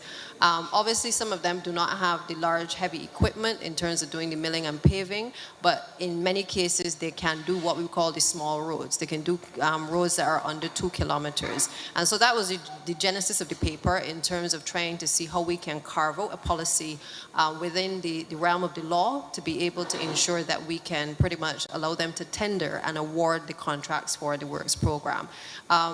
The depots have been doing some work in relation to, as you know, the patching. They've been doing some of the rehabilitation. But when I look at the program for last year in particular, they were not able to execute the works program that we had said in the previous financial year as effectively as I think we ought to have done. And that is what is motivating us doing different tiers of works within the financial year to allow more players to be involved, whereby the ministry will then be able to supervise a lot of what is being done. We have to set the standards in MTW, because if we don't set the standards, then as PM says, everybody can do as they like. So our first thing is to make sure that we have the standards, but also have that leveling of the playing field, that other persons can enter the market to be able to help us to carry out the program. The last thing I would say is that we have the Complant project, which is $230 million. And obviously you said you're not seeing what is happening in terms of the Chinese. But again, I think, and I'm going to keep saying it at every meeting that we have and every opportunity, it does not happen overnight. From the time Prime Minister signed the loan, it was about a year ago. That was just the starting point when the announcement was made. But since then, we have been meeting Senior Minister William Duguid, myself, Dr. Springer, along with the Complant team, along with the officers within the MTW, to be able to look at how do we do all of the testing that is required, how do we, again, do all of the site visits to make sure that we are not encroaching on anybody's land when we actually go to do the construction of the roads. We have to make sure that we combine the works with MTW with this water authority, because in some pipes have to be dug up because we're not putting down the roads for the public to complain that the Barbados Water Authority is peeping around the corner to go and dig up a road. So we have to make sure that we are planning the roads properly. I can say to you that the Chinese are getting ready to be able to do their campsite. Again, those were things that we had to work out. We had to make sure that the equipment that they need to be able to operate, what wasn't on island, that they were able to bring it in. We had to make sure that they were able to work with some of the local plants in order to be able to get the stone and obviously to access the asphalt to be able to do the roads. The last thing is that the Scotland district is not a simple task either, because as somebody said earlier, I think one of the engineers, there's a lot of slippage, and so what is required on a road in St. Michael is not what is required in St. Joseph. And those are the things that we are taking our time to try to just wrap our minds around in terms of the process. And so I would just ask for people to be a bit patient, because we don't want to do it and rush and then find that it is done badly. So it is better for us to plan and to do all of the designs, make sure that all of the engineering studies are done, so that when we actually start within the next few weeks, that we're able to continuously roll out the program over the next few years as well. Yes, I thank you, and I do understand, but there are other roads different than the Chinese that are in the Scotland district that I believe, but it's knowledge and sight, and as I told past knowledge, that I think that the other small contractors can be incorporated into, not necessarily the compliant work. And for me, this Gabion thing, I know about Gabions very well, because I've worked in the ministry where I see we had good Gabion workers, and in 2013 they went through the door. And I didn't think for 1 minute that they should have gone through the door in 2013, because you saying who skilled people. Ma'am, you're talking about 2013, but we have, no, hold on, we engaged persons to do Gabion building at MTW, and again, in the same St. Joseph as well. And I will tell you, want to make this, those individuals have been trained, they have been retrained. There are persons who were ash workers who are on the Gabion building program as we speak, being recruited so that they can also now participate in the compliant project. So the Chinese will have persons to come to help to do Gabion building, but Beijing's getting a piece of the work as well. Okay? So it hasn't stopped. 2013 is past, but we are not an administration that settles for just allowing others to come in and do the work. We have been trying to equip our people to be able to get the skill set, able to support the Chinese are going to be doing in Barbados, because it is a lot of work to be done. Right. Okay, very well. I'm here to stay, so I don't want that when the Chinese left, St. Joseph fall in a hole. So I want you to be right. Thank you.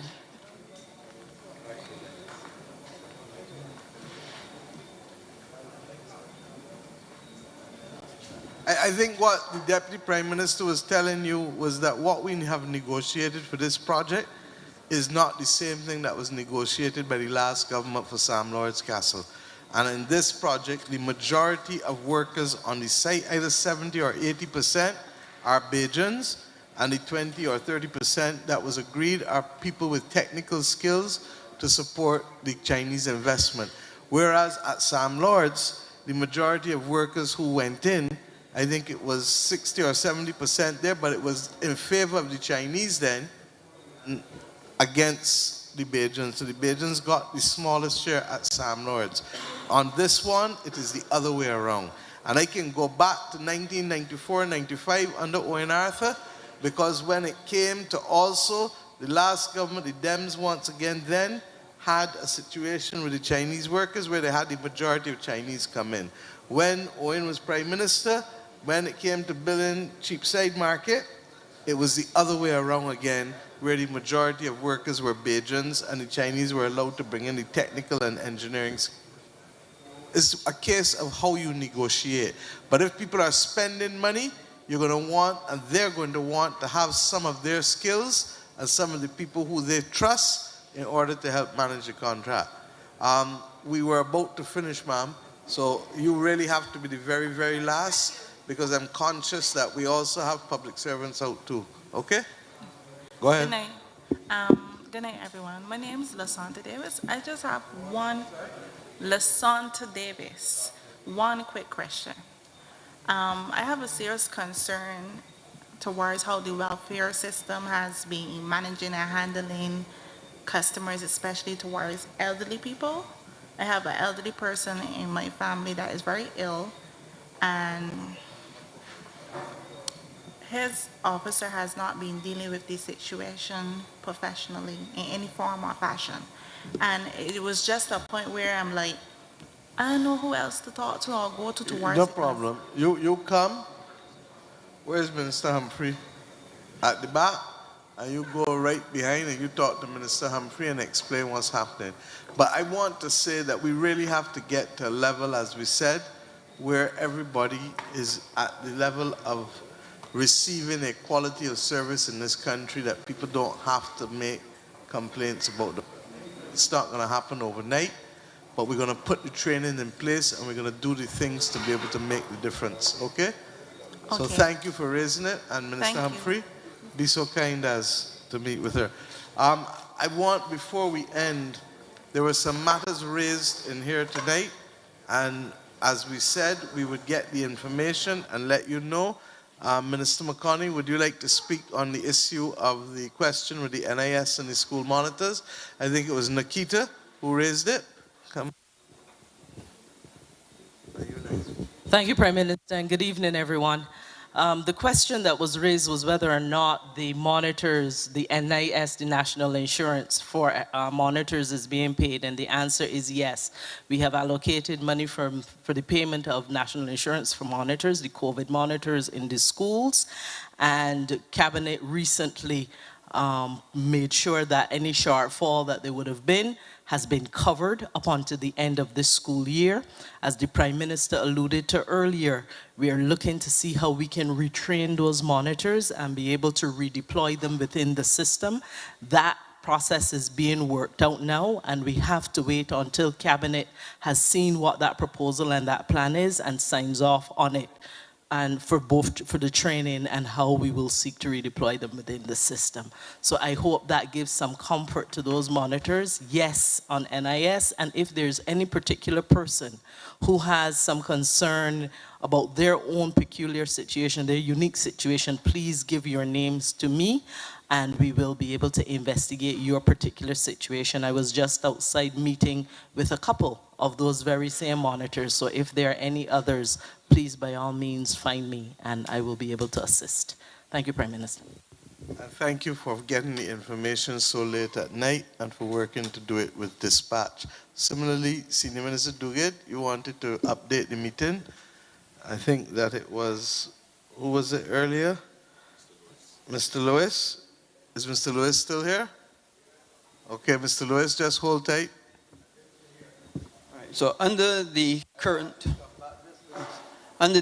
Act, matters that require environmental impact assessment would be major transportation infrastructure, fossil fuel electricity generation, crude oil storage, waste incinerator, sewage and wastewater treatment, industrial plants, industrial estates, mining operations,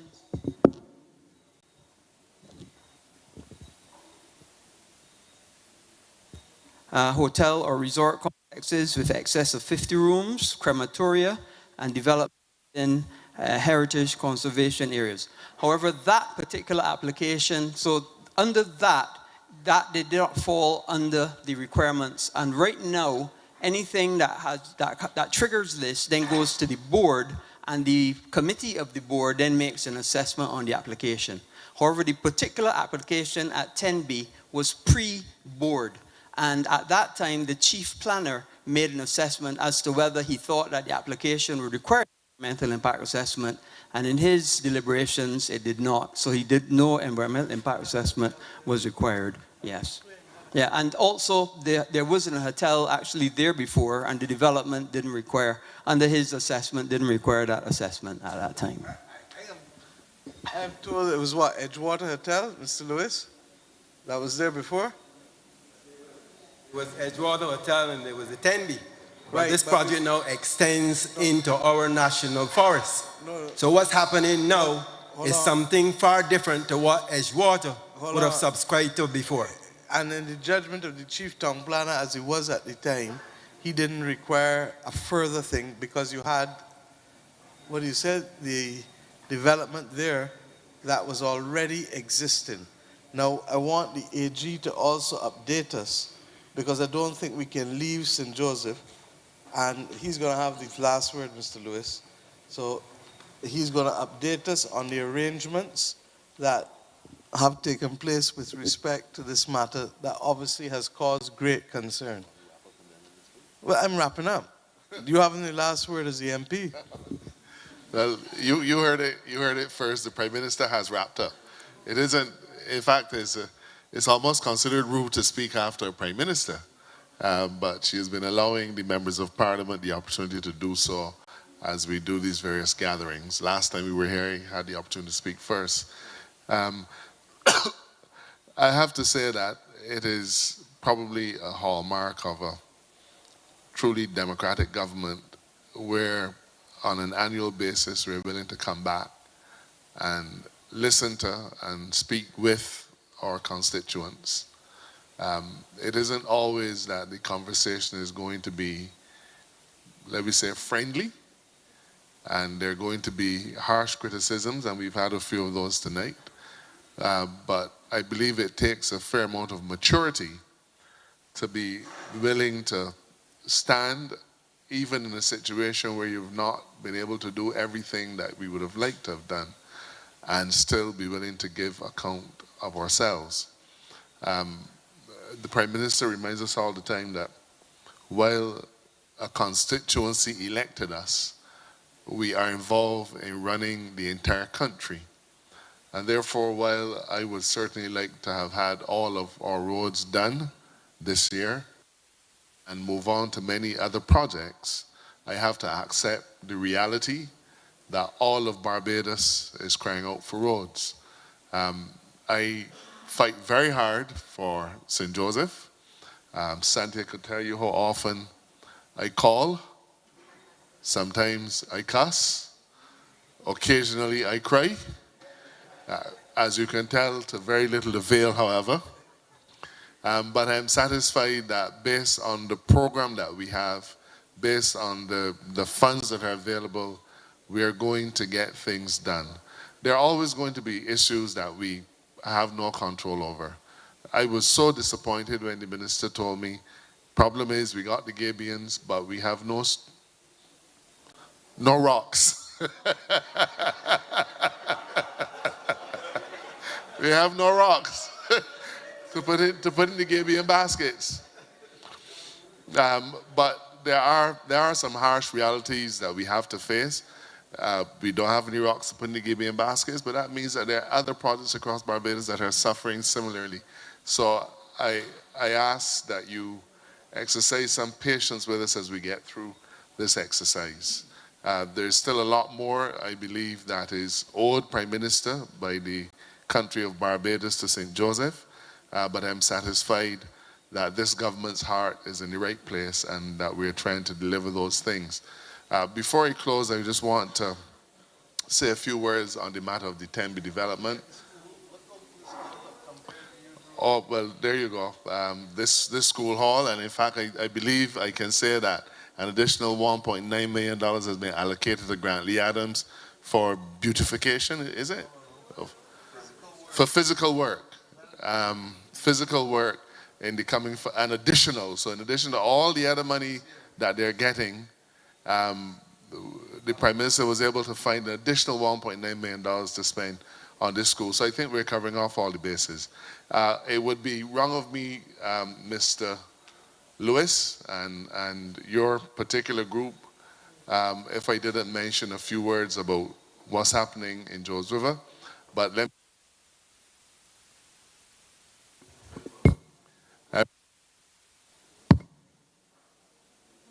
I appreciate the fact that you've not tried to use this forum and politicize the issue. And also the fact that you respect our arrangements. You and I and your team are going to be meeting in another couple of days to discuss the matter further. But in relation to the overall issue, I want to say to Barbados that we are trying to negotiate a settlement. From my experience as a lawyer, and certainly from my experience negotiating on behalf of the government, a settlement never means that you get everything that you want. It doesn't mean that the other side gets everything that we want. What it will require is for mature heads to sit down, see what we can agree on, see what we don't agree on, and try to find the middle ground so that we eliminate friction and we eliminate waste. There is a development on that location. There is going to be a development on that location. The individual already has town planning permission, and this government, we don't have any capacity in law to stop him. And if we tried, there's no doubt that we will be facing a multi-million-dollar lawsuit. For better or worse, whatever you may feel about it as an individual, when an entity, when a person has been given planning permission, the government has to honor it. If you got a planning permission to put a shed, we couldn't come and say, stop. We have to allow you to do what your permission says. So that's the starting point. But equally, as the Prime Minister said recently, whoever comes to Barbados to do business, to live, to work, to play, whatever investment they might make, they have to respect our traditional rights. And those traditional rights are determined largely by law, and I'm not going to get into that now.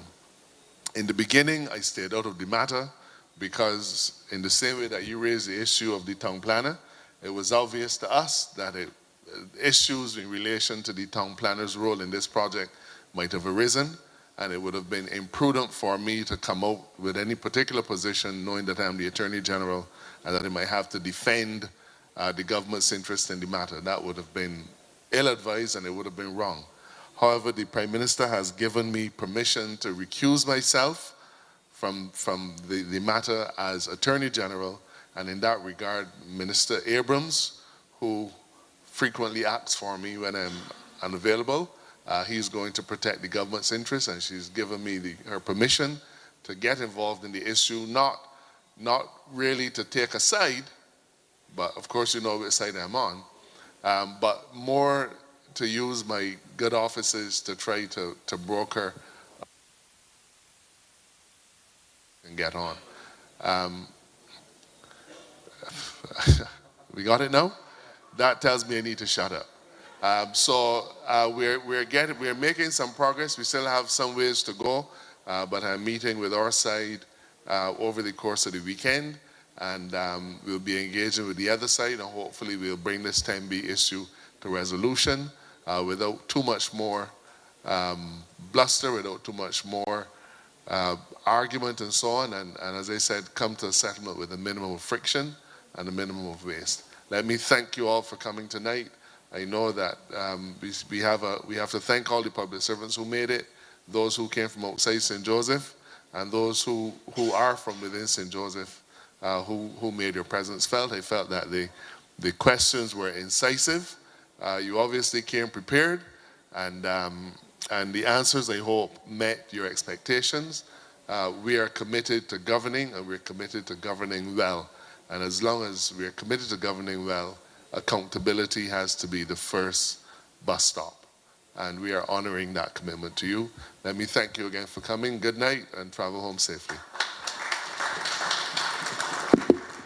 And so as not to disappoint him, I'll have the last say, get home safely. Get home safely. Thank you.